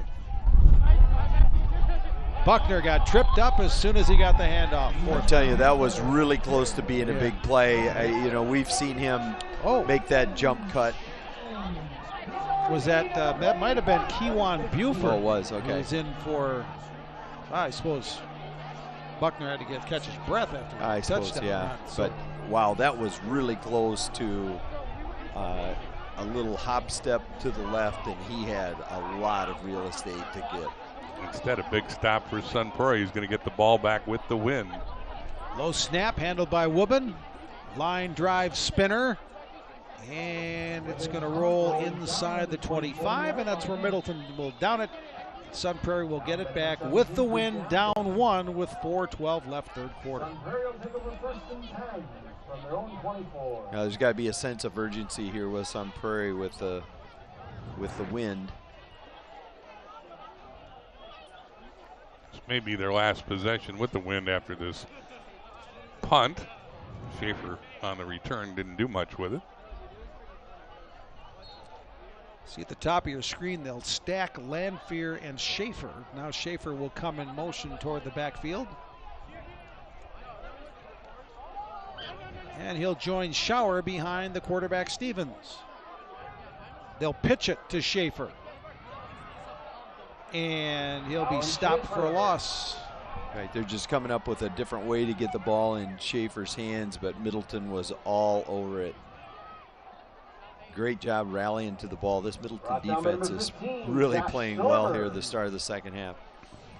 Sun Prairie scored 2 touchdowns in 10 seconds in the second quarter, but outside of that, it's been pretty quiet for the offense.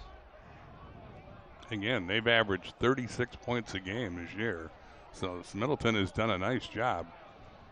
They got the stack receivers look again. Stevens. Wide open is Schaefer. And Schaefer, a couple of yards after the catch. Boy, and that's going to be a late hit as the Middleton defender, Quinn Calvin, just kept riding Schaefer. Almost threw him into the bleachers out there on the far side, and that's going to be a penalty. That's a killer penalty. It's just, no excuse for that, to ride him off the field that far. Well, I tell you what, the running back, as you see, there's the penalty, the late hit. Schauer, the running back, picked up a blitzer for Middleton, and that gave Stevens the chance to throw the completion to a wide open Schaefer, and with the penalty, this is going to put Sun Prairie in business here with a first down in Middleton territory. 4th infraction of the night against Middleton, and that one certainly costly. So penalties, turnovers, but yet Middleton still with that 14-13 lead. Yeah, but that penalty changes a lot in terms of now they are in 4-down territory or closer to field goal range, and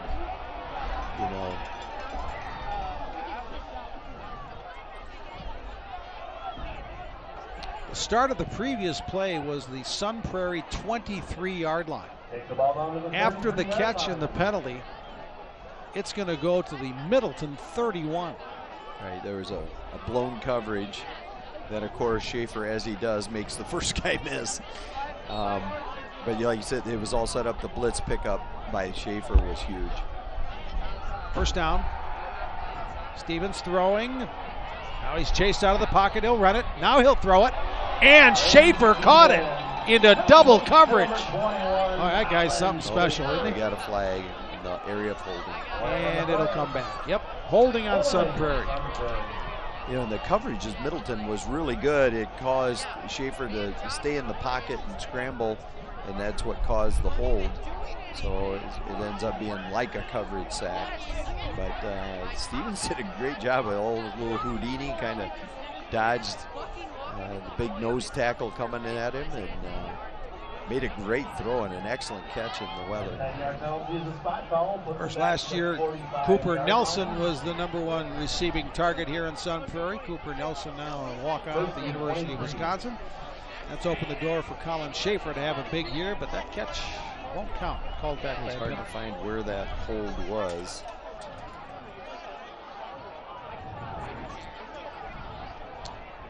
So 1st and 23 now from the 43. Little receiver screen to Stone, at the running back screen, I guess, to Stone as they spread it out. And Stone is going to be tackled for a loss of a couple. Yeah, talked about this before. You'll see it again. Probably talk about it again next week when you got Wanakee in DeForest. But this offense is predicated on the quarterback making short throws, and Stevens does it as well as anybody.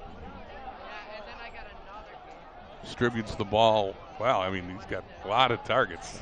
Yeah, no, get the ball out of your hands quickly. to set up long distance shots. There it is. And complete. That's Cam Gothard with the reception.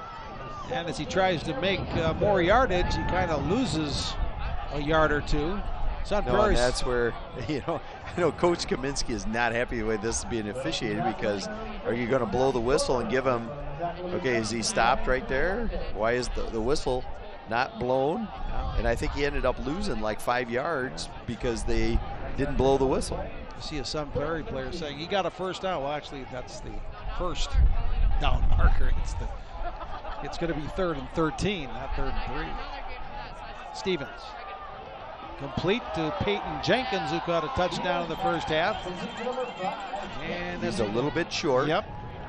4 down here. 4 down territory for Sun Prairie. Well, I think so. I mean, they could go field goal here. I think I'd kick the field goal and get the lead with the wind at your back. It looks like they're going to go for it.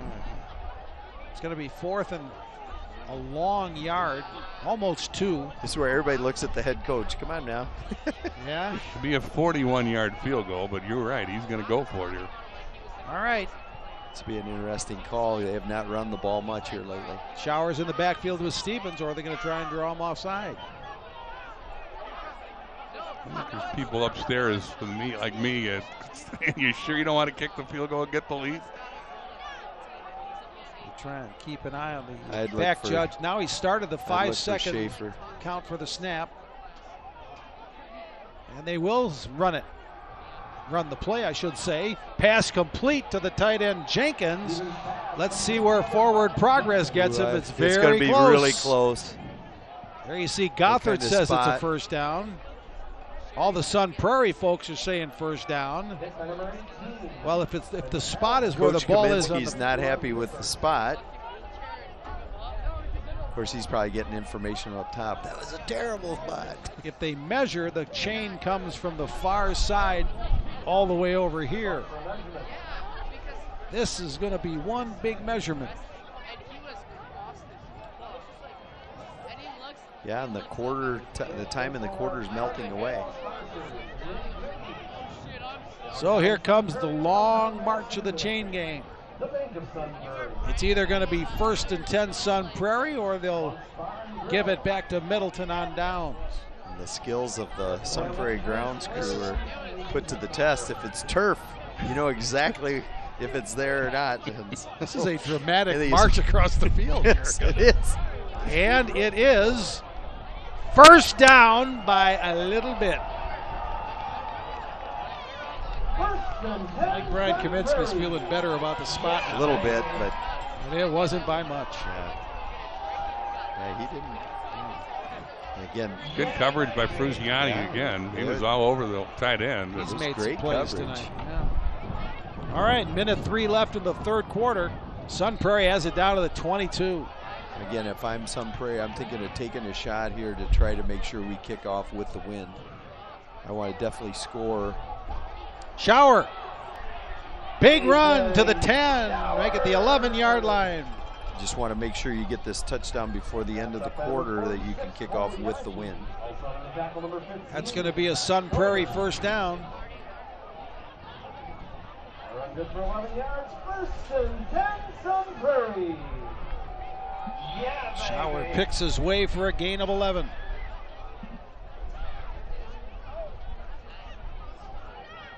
There's their RPO. And it's to Schaefer. He gets it inside the 5. That's their favorite play. They put Schaefer in the slot, fake the run, throw it right behind the linebackers to Schaefer. Got 20 seconds left in the quarter. Again, they definitely want to try to get this in so they can kick off with the win. Look for the same play coming back from the other side. 10 seconds left. 3rd quarter. Shower. Frugiani meets him at the line. Shower able to fall forward to the 2, but that'll run out the quarter. And it was the same play. He just handed off to the back instead of pulled it out to throw to Schaefer. So Sun Prairie will start the 4th quarter with the ball at the 2-yard line, but Middleton will have the advantage of the win in the 4th quarter. So question is, did they give them the first down, or are they going to have to measure this? Looks like they're talking about they might need to measure it. They're bringing out the chains to measure whether it's a 1st and goal. All right, well, we'll tell you what happens after we take a break. End of 3, Middleton 14, Sun Prairie 13. Back with the 4th quarter in a moment. You're watching the Prep Mania Game of the Week on TVW and channel3000.com.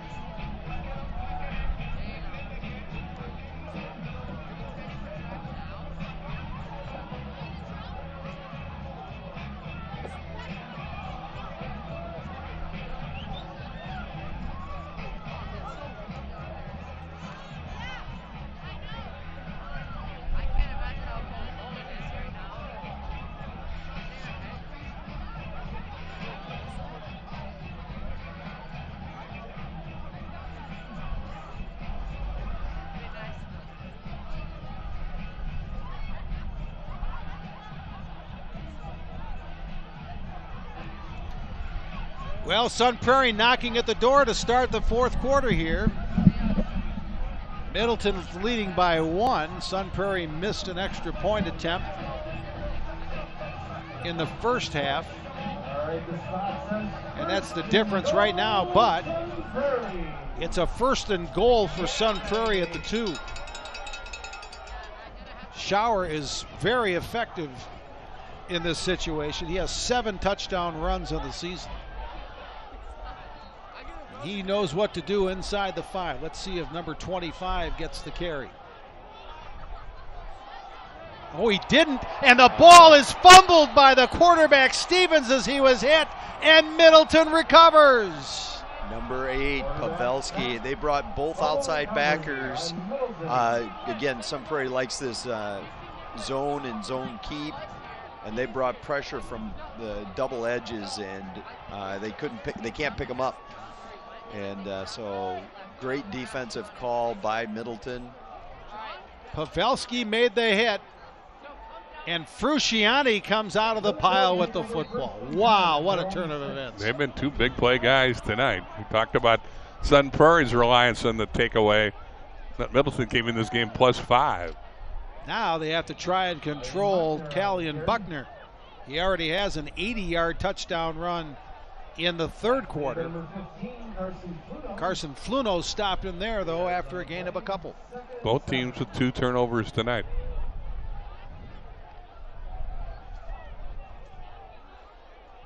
Second down, Buckner, big hole, bounces to the outside, and now here he goes.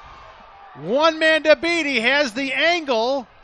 Buckner cuts it back, and he's going to go 94 yards.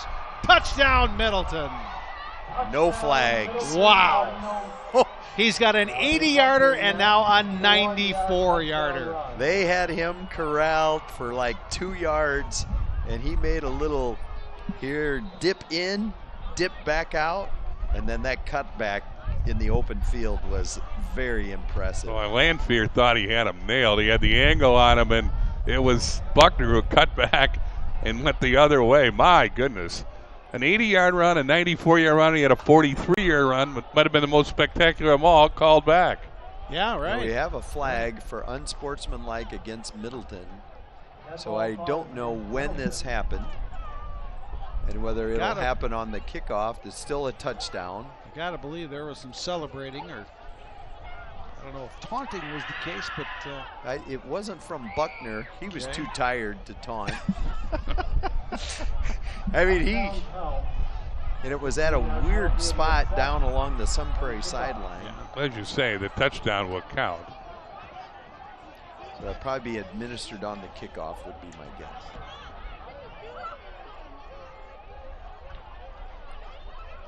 Well, do they get the option here? Can they assess the penalty right here in the extra point? You know, I think they do have the choice.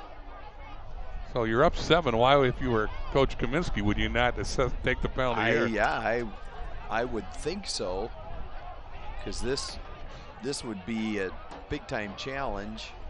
Well, I think Perchborn could probably make it if you backed him up 15 with the wind. So maybe he'd rather have it on the kickoff. Sawyer Pertzborn extra point attempt to make it an 8-point game. High snap, nice job by Bauer to bring it down, and the extra point is good. So 21-13 Middleton, 11:16 left, fourth quarter. Another look at Callion Buckner's 94-yard score. See, they had him right there, and he just shook him. Down the sideline he goes, and he sees he's got the other guy's got the angle on him, and he just sticks his foot in the ground and whoop. There he goes. And let's see if there's anything Buckner did at the end. Well, he hugged one of the Middleton supporters down there in the end zone. Briggs is the guy who had the shot at him first, and now Lanphier downfield looks like he's got the angle, and that cutback foiled Lanphier, and then he outruns the final defender, Hellenbrand, to the end zone. Yeah, he's too bush to do any more than hug it up. Yeah, no, it wasn't him. Yeah. I don't know who it was. Well, last year, Callion Buckner rushed for 1,134 yards.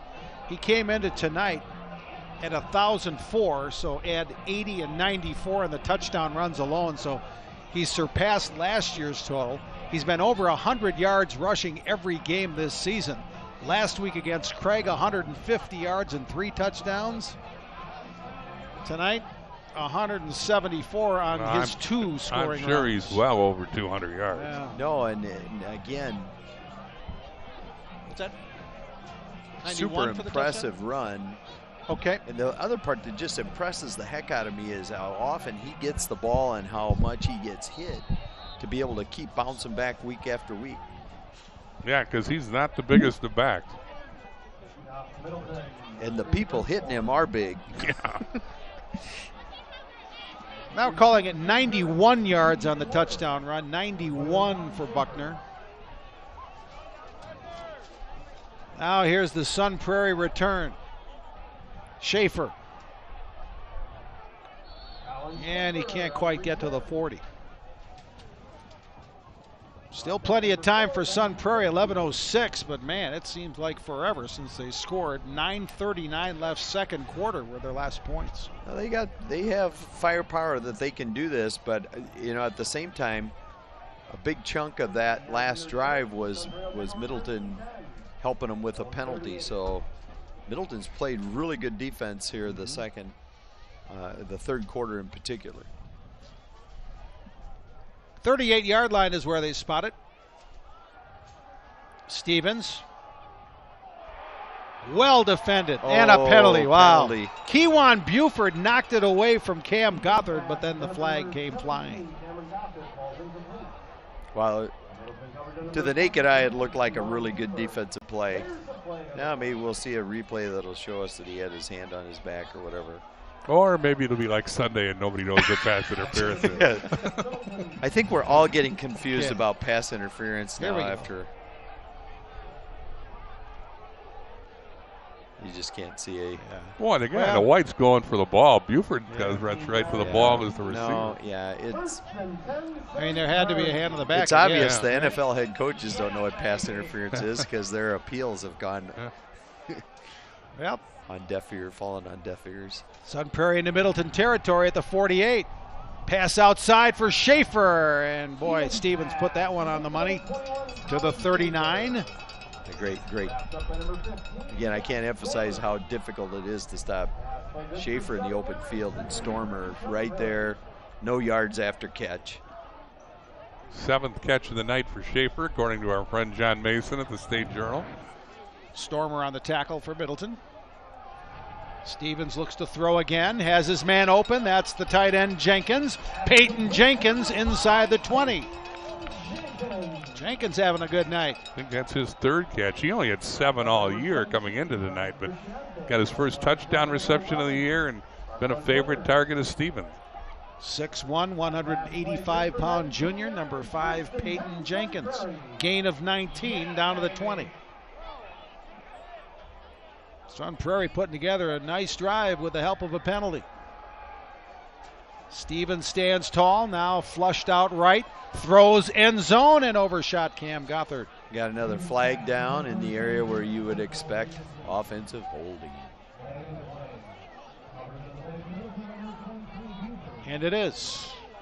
Again, this happens a lot when a back bounces it, or in this case, the quarterback scrambles out of the pocket. The linemen have his hands in a good position. All of a sudden, the defensive player reacts to the scramble, and the hands of the offensive lineman extend outside of the frame of their body, exposed right in front of the official. I believe that's the 13th penalty of our game, the 7th on the home team. So it goes all the way back to the 37-yard line. Ooh, first and a long. First and a long. So let's see if Sun Prairie gets it's more than 20. Yeah. Stevens. Penalty marker down. Catch made by Schaefer, but let's see about the penalty. This is I'm wondering, curious area. Did Schaefer push off? I don't know. The way he's reacting, it almost looks that way. Or usually when they run to talk to the head official. Because Schaefer, that's where the flag was thrown. Well, there you see Jake Wilbin threw his hands up in the air like it was against his team. So, okay, it's a hold against Middleton. Wilbin's like, what? What did I do? I was having my hands up in the air. So Middleton confused by this verdict, but it's going to be a penalty against the team in white. Well, because it was first and so long, what do you do here? Do you take the play or do you take the penalty? And I think you got to take the penalty. Yeah, I think you take the penalty because I think the gain was what, 7? I'm trying to figure out the change of move. Well, Nate Schauer hearing it's like 7 or 8 yards, so it's like second and 20-some or first and 20-some. So that's what Ryan Kaminsky is mulling over. I think first down is keeping it first down is probably more important at this point. This is how the U.S.-China trade talks. Yeah, go. no. Gosh, this is really drawn out. And then the NBA has to mess it all up too. Okay, hold. It's going to be a first down. And they're going to move the ball from the 36. Which is the spot of the foul. Down to the 26. And it's first down Sun Prairie at the 26. First and 10 Sun Prairie at the Middleton 26. Yeah, baby. So they're first and a mile. Went to first and 10. Yeah. Wow. But that's not administered correctly because I don't think, because it was like first and 25. And it shouldn't be 15 yards unless I guess maybe they called it a spot foul. That doesn't seem right either. Defensive holding, automatic first down? No. Here's Stevens, deep, end zone, Landbeer, touchdown, Sun Prairie. What a catch by Dominic Landbeer. It's a 26-yard score, and Sun Prairie, 2-point conversion away from tying it. Heck of a catch by Landbeer. We Great told throw. you he's been the big-time guy all year. He averages 25.8 yards a catch, so just another catch to Landbeer. But that was a spectacular one, and like you say, Stevens put it right on the money. 26-yard touchdown to Landbeer, so that's right on his average, even a little more. And Sun Prairie's going to go for 2 to try to tie it at 21. Yeah, they're trying to get their personnel set. 3 receivers to the right. Now unbalanced look, but they've got Schaefer isolated over here. on the left, Schaefer. Empty backfield. Stevens. Schaefer. Incomplete. Nolan Dunn was on coverage on Schaefer, and the ball never got there, so it stays 21-19 Middleton. Takes Sun Prairie a minute and 19 to score after Buckner goes 91 yards. Here's the Landbeer catch. The Stevens throw, nice. Boy. That was a beauty. Well, Sun Prairie's had some pretty quick scoring drives tonight, haven't they? No, we saw it against second Verona round. too. They can eat chunks of chunks pretty quick. I think the big key for Middleton is when they've done well defensively, it's when their blitzes get home. And when you give Stevens time to throw, he's going to pick you apart because Lanfear and Schaefer are too good. Yeah. You're just not going to shut those guys down. And I go back to that funky decision to go for 2 after the flea flicker touchdown, which apparently had got Sun Prairie back in the game. They're chasing points the rest of the night. Absolutely, and that's why they were forced to go for 2 there. And what was odd about it is they could have taken it from the 1.5-yard line and ran the ball. But instead, they threw a pass which was caught out of bounds, and as you say, they've been chasing the scoreboard ever since. Well, and we're not there yet, but down 2, a field goal attempt at the end would be against the wind here in the fourth quarter for Sun Prairie. So we'll see how it develops. Jake Stormer back for Middleton. Kanapaki booms this one to almost the goal line. That's a pretty big kick for Kanapaki. Now here's Stormer trying to run it back, and he'll get just past the 20-yard line. That's where Middleton gets it now. Still leading by 2. Well, I think that's the first time we've seen anybody return a kickoff against Sun Prairie. I was thinking like, well, these guys have never had to do this before. You start jogging down there.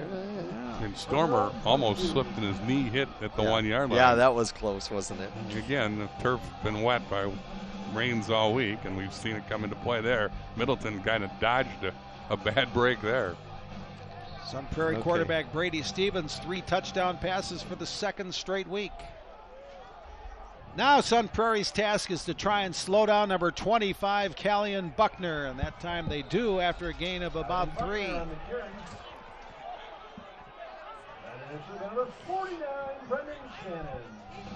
I think they're going to get a pretty steady diet here of Buckner. Maybe a little quarterback run mixed in, but right now it's just going to be Buckner. Brendan Shannon made another tackle for Sun Prairie. Here's Buckner trying to shake the shoulders. Late flag comes out as Buckner was stopped after a gain of 2 or 3. Again, a penalty marker flies in late. Horse collar. Personal foul, face mask. Personal foul, face mask is the call against Sun Prairie. I know Buckner got up on the previous play and was complaining about that. Ooh, and it's a big one. All the way out to the 43-yard line.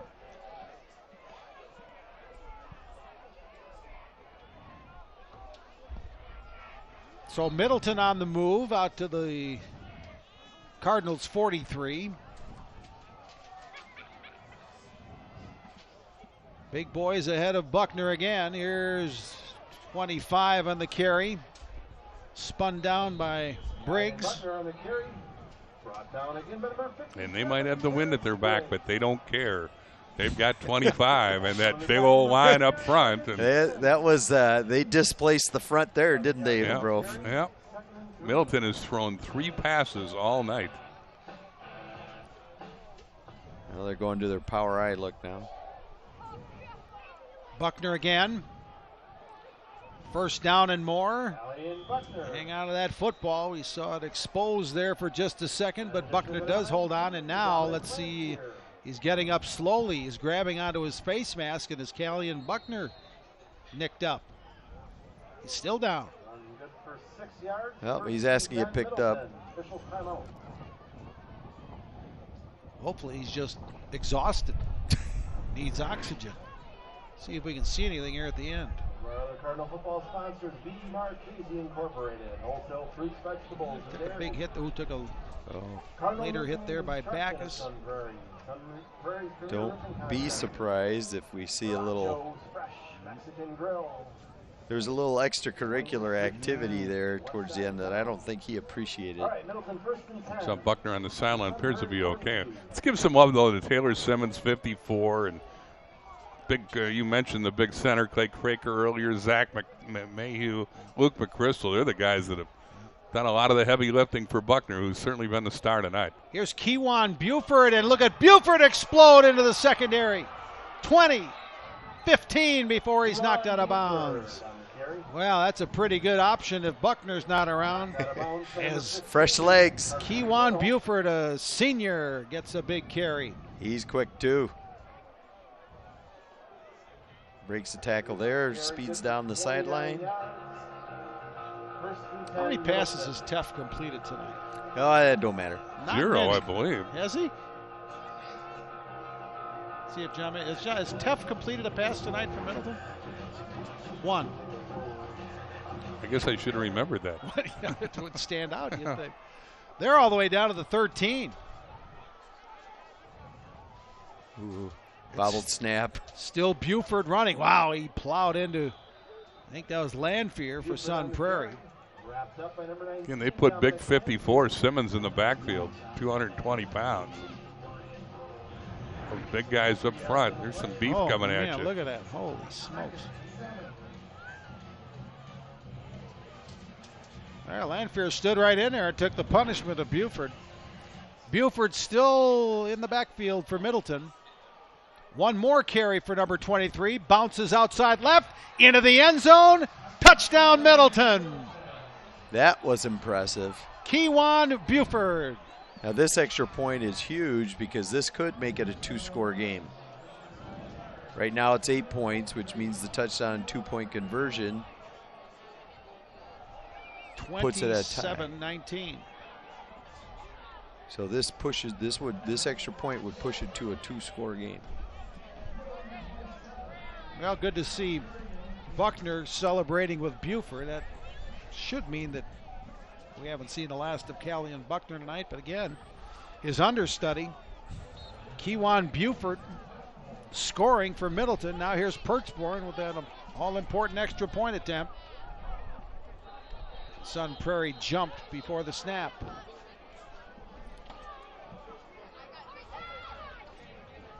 That was Buford's second touchdown run of the season, by the way. In this case, your percentages, even though it would move it to the 1.5, your percentages on the extra point are so high, and the reward of a 2-score game don't validate the risk. Perchborn 33 of 34 on extra points this year. And good again. 9-point lead for Middleton. 7:33 left. Well, now Middleton's defense will be challenged. Here's the touchdown run by Buford, and that was a nice looking drive. They've certainly penalties factored in there, but Buford in relief of Buckner. And he looked pretty good. Yeah. Again, those big boys up front have just taken over the line of scrimmage, too, on Sun Prairie. That took them 2 minutes and 24 seconds to answer the Sun Prairie drive with a big one of their own. And as you point out, the extra point makes it a 2-score game, and the home team's in trouble. You know, the Badgers have that hippo package they run with 8 offensive linemen, 2,500 pounds of offensive linemen they can put in. And tell you what, Middleton's in that ballpark. They might not be that much, but that power close. Eye, it's pretty close. So the Middleton Cardinals. That was sort of a we're going to impose our will on you drive. Sun Prairie had a 13-7 lead, 9:39 left second quarter. But now Middleton has turned that around and they lead 28-19. Schaefer's not back deep for the kickoff this time, so but Stone's pretty dangerous.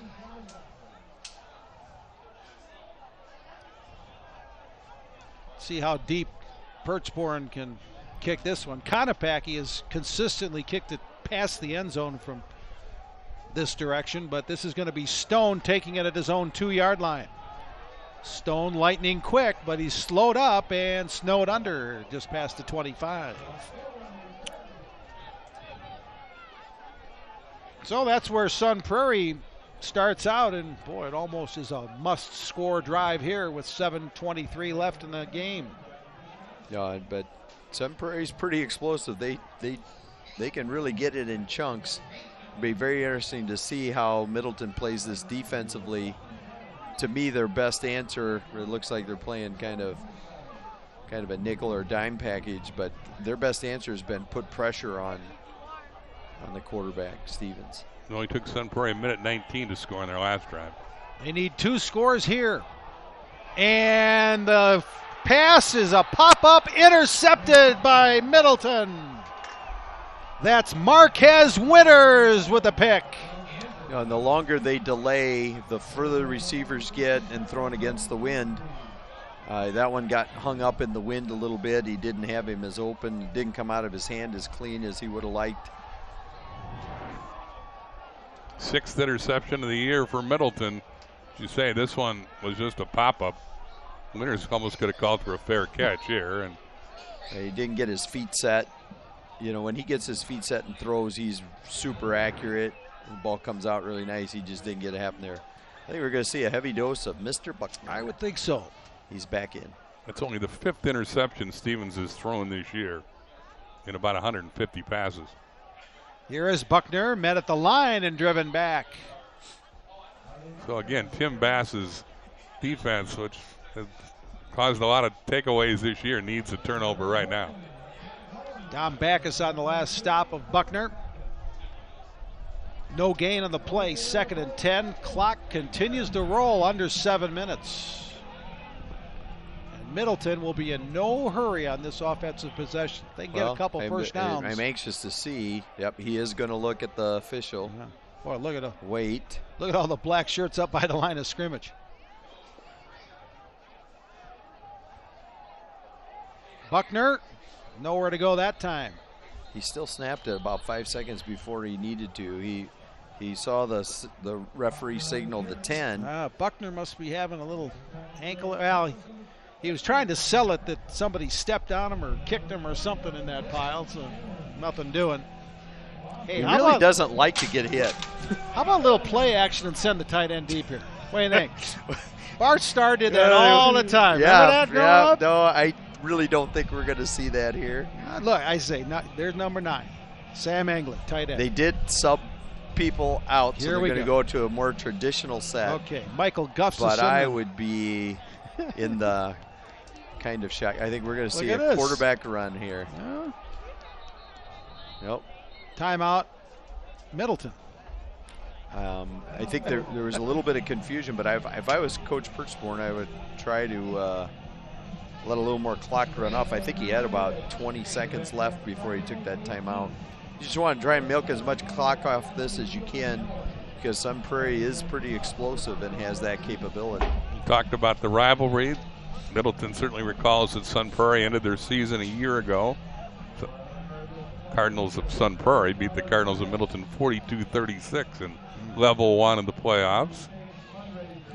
They could meet again here in a couple weeks. Yep. Well, Brof, as you handicap the Big 8, you know, obviously Memorial is kind of the big dog, but who do you see as the top next team based off what we see tonight and what we've seen in Verona? I still like Verona. I think they got more playmakers than everybody, and again, they're always there. They haven't had great playoff success. Memorial, I just don't know if they've got enough playoff experience to have a long run. I like Memorial. I tip my hat to a great year. Mike Harris has done a phenomenal job and given the city its first champion since maybe 1984. Let me amend my second choice. Okay, Memorial 1, Verona on turf 2. Right, How's that? There you go. Okay. Yep. All right, 3rd and 11, 42-yard line for Middleton. Trying to ice this one away. Teff's going to run it. Teff has some room. Penalty marker down. Teff got a first down inside the 40, but a penalty marker back at the Middleton 44, and I think this will come back. This was a great offensive call. It was set up perfectly. Use, you know, I don't know if it was Buford or Buckner or as the eye candy, and they had the quarterback counter coming back. They had it set up perfectly, and to use Teff as a runner. I'm still waiting for a play action to the tight end, but, you know, we still have some time. Here's a good play call, but the penalty makes it, I guess, imperfect. And I get it. I mean, as you look at it by the clear definition, it might have been a hold, but it was so far away that they had no chance of getting Teff. That's the frustrating part. 16 penalties, 8 aside. Now again, Waukechia's defeated Portage by the final of 47-0. We'll see the Warriors next week at DeForest. I think we're going to see quarterback run here again, but he should wait. He's not. 3rd and 19. There is Teff running. And he won't get a first down, but he'll get some pretty good yardage close to midfield. But they knocked him out of bounds.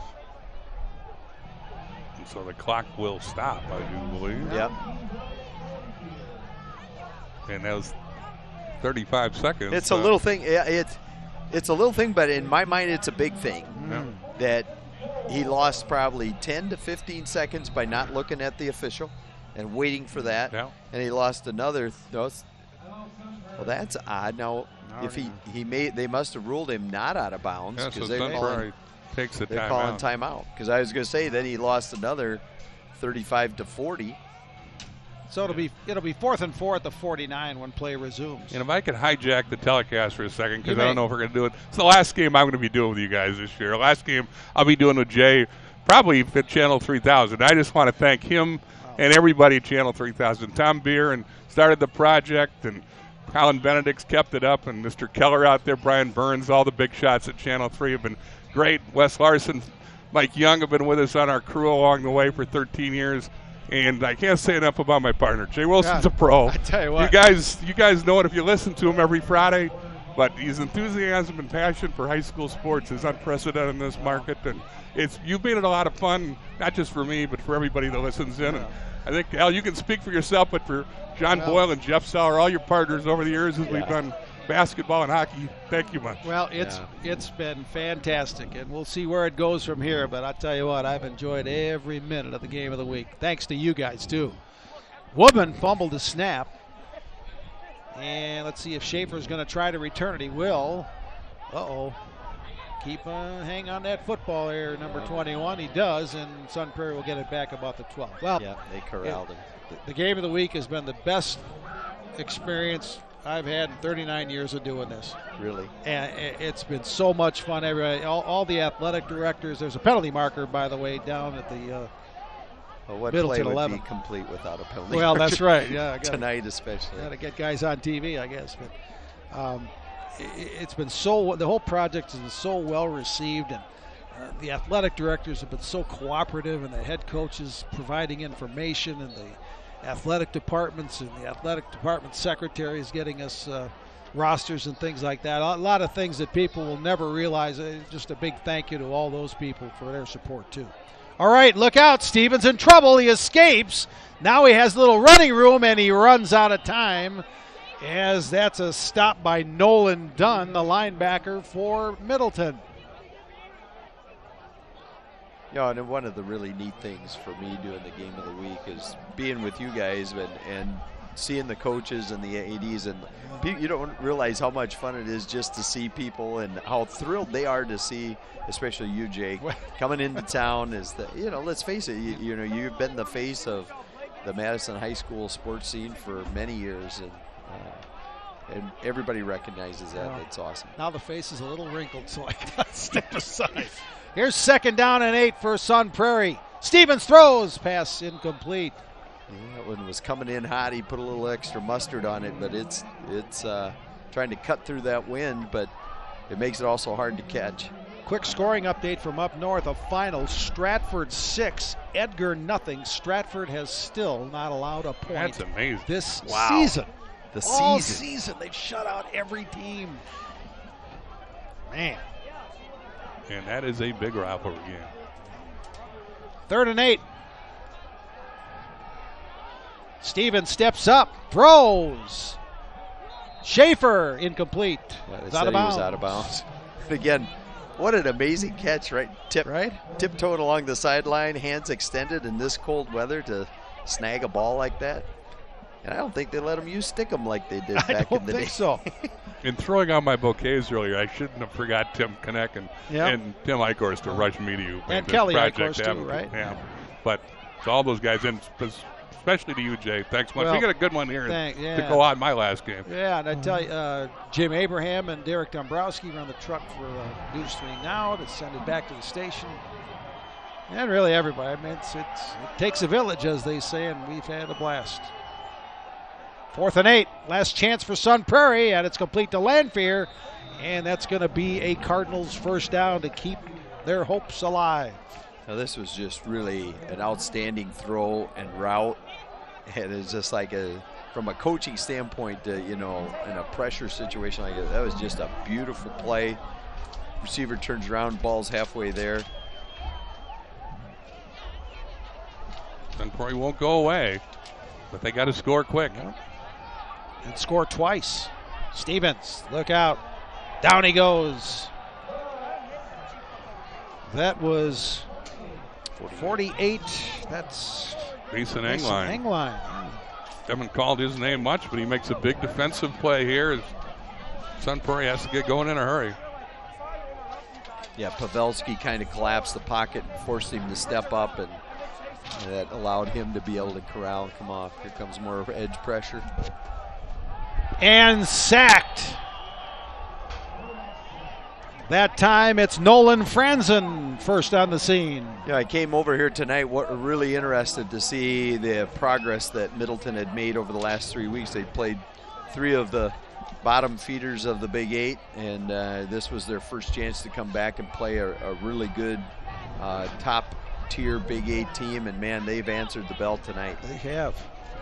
3rd and 17. They'll set up the screen, but Stevens has to throw it into the dirt as Schauer was covered and the pressure was coming from Middleton. Cole Yankee and Jake Wubbin were the guys pressuring the quarterback there and forced him to do something he didn't want to do. But again, the linebackers and defensive ends are all over the screen game, which is a major part of the Sun Prairie offense. So this was the same Middleton defense that we saw Verona score 61 on second week of the season. Things have improved. Well, again, they went over a big transition. Tom Sabalka, the longtime defensive coordinator, they changed their defensive look. Brad Rogeberg now in charge of the defense for Middleton. Of course, the head coaching change we talked about. And here's a 4th and 17. Last chance for Stevens, and incomplete. And Middleton will take over on downs with 2:36 left. Tried to pick on Keywine Buford all night, and he gets the last laugh, as that stop might do it for Middleton. The Cardinals looking to close out their 4th win in a row. We had a chance to talk to Tim Simon again, 15 years as head coach, co-coaches with Jason Pertzborn last year, and now Pertzborn taking over as head coach. And it takes a unique guy like Tim Simon to be the head coach and step away, but not completely away, and still contribute and really help Jason Pertzborn make the transition as he became the head coach. And you really get the sense that Tim Simon is really enjoying his new role. Yeah, it was really, you know, and Tim's been a really good friend of mine for many years. We played over at Middleton, and he was so gracious when we shared that field with them. But, you know, how unselfish, you know, he mentioned how Coach Pertzborn's really like a brother to him, and to be able to see the joy for Jason to be able to coach at his alma mater. Clock running, 2 minutes left. Middleton will kill as much clock as they can. 2nd and 10 from the 19.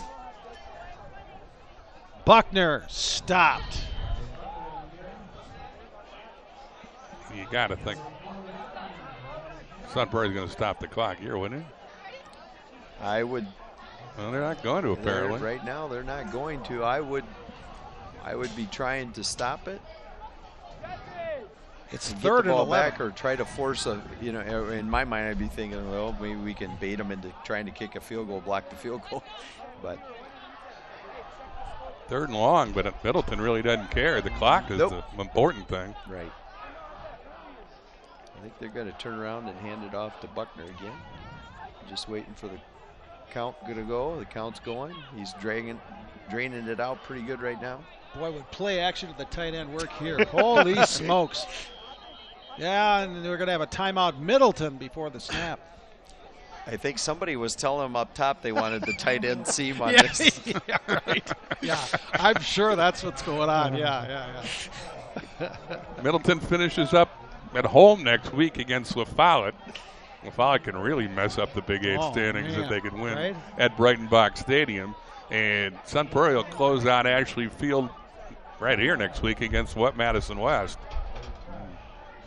Both, if West holds on to win tonight, I guess we haven't had more of a halftime score. There's our schedule next week. And boys, you'll have a good one into Forest. Yeah. 2 of the top 6 teams in Division II in the state, say the Polsters.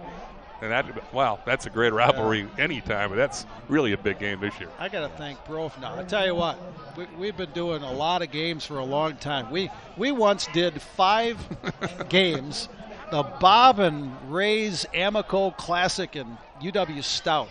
We started at 10 in the morning. We did 5 games.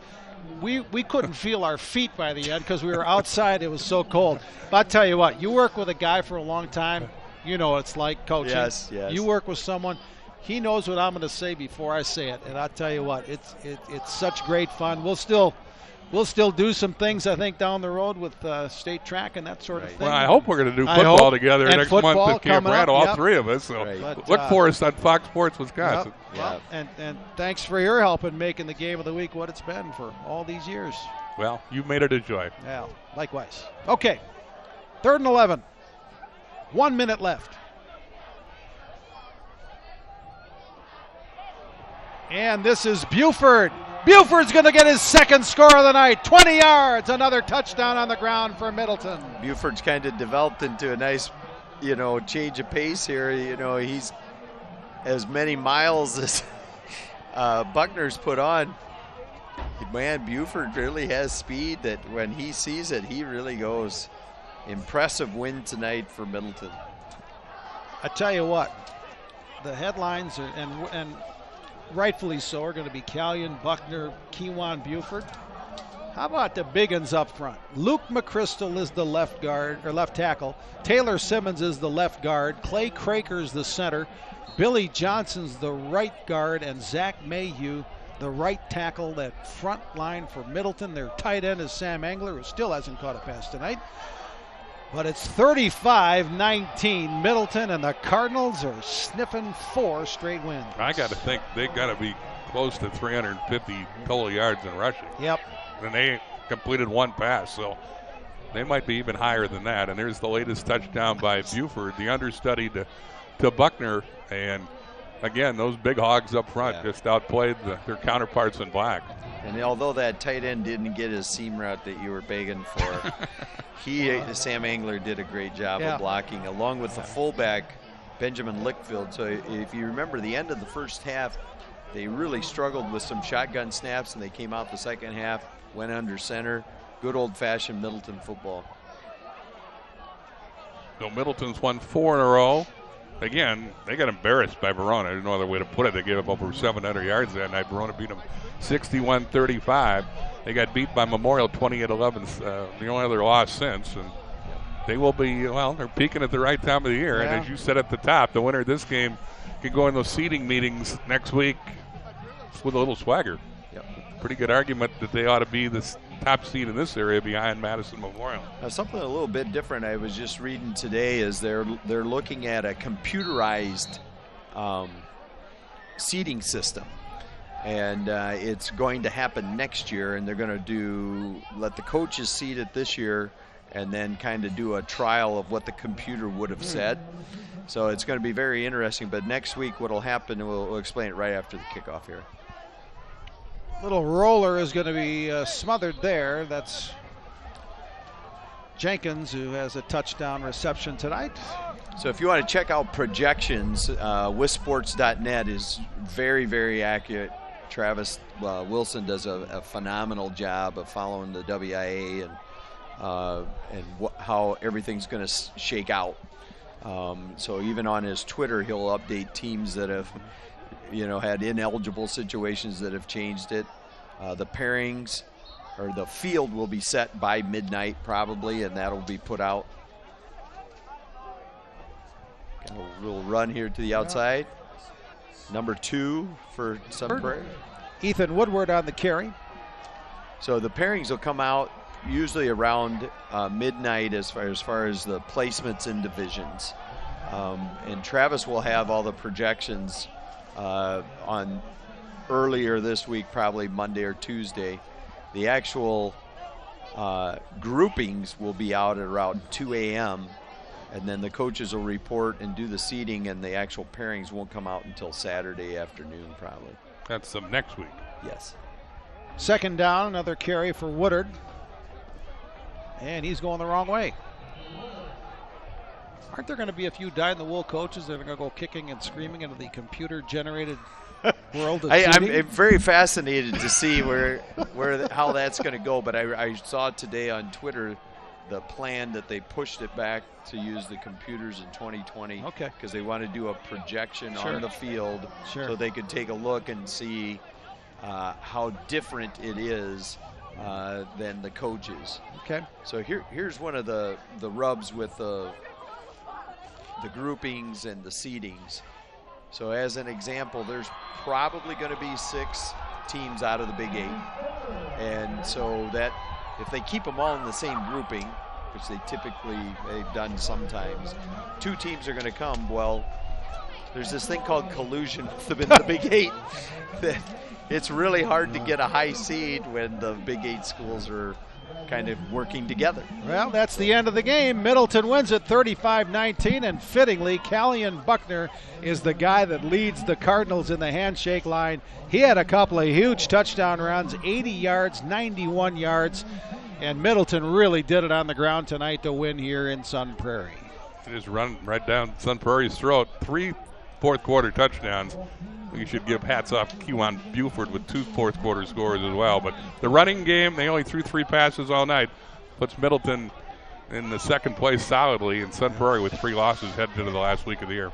All right, Brof, you're off to Badger hockey next week. Thanks for all your efforts. And we'll see you boys at Camp Randall next month. Thanks for a lot of fun. All right, thanks, Thank Brof. you. Thank you, Alan Minner. We'll see you next week for our next game of the week, which will be the showdown in the Badger North Conference as DeForest hosts Wanakee, 7 o'clock next Friday night, channel3000.com. For our entire Rush Media crew, Alan Minner, Bill Brophy, Jay Wilson, thanks for being with us. Final again, Middleton 35, Sun Prairie 19. Good night from Ashley Field in Sun Prairie.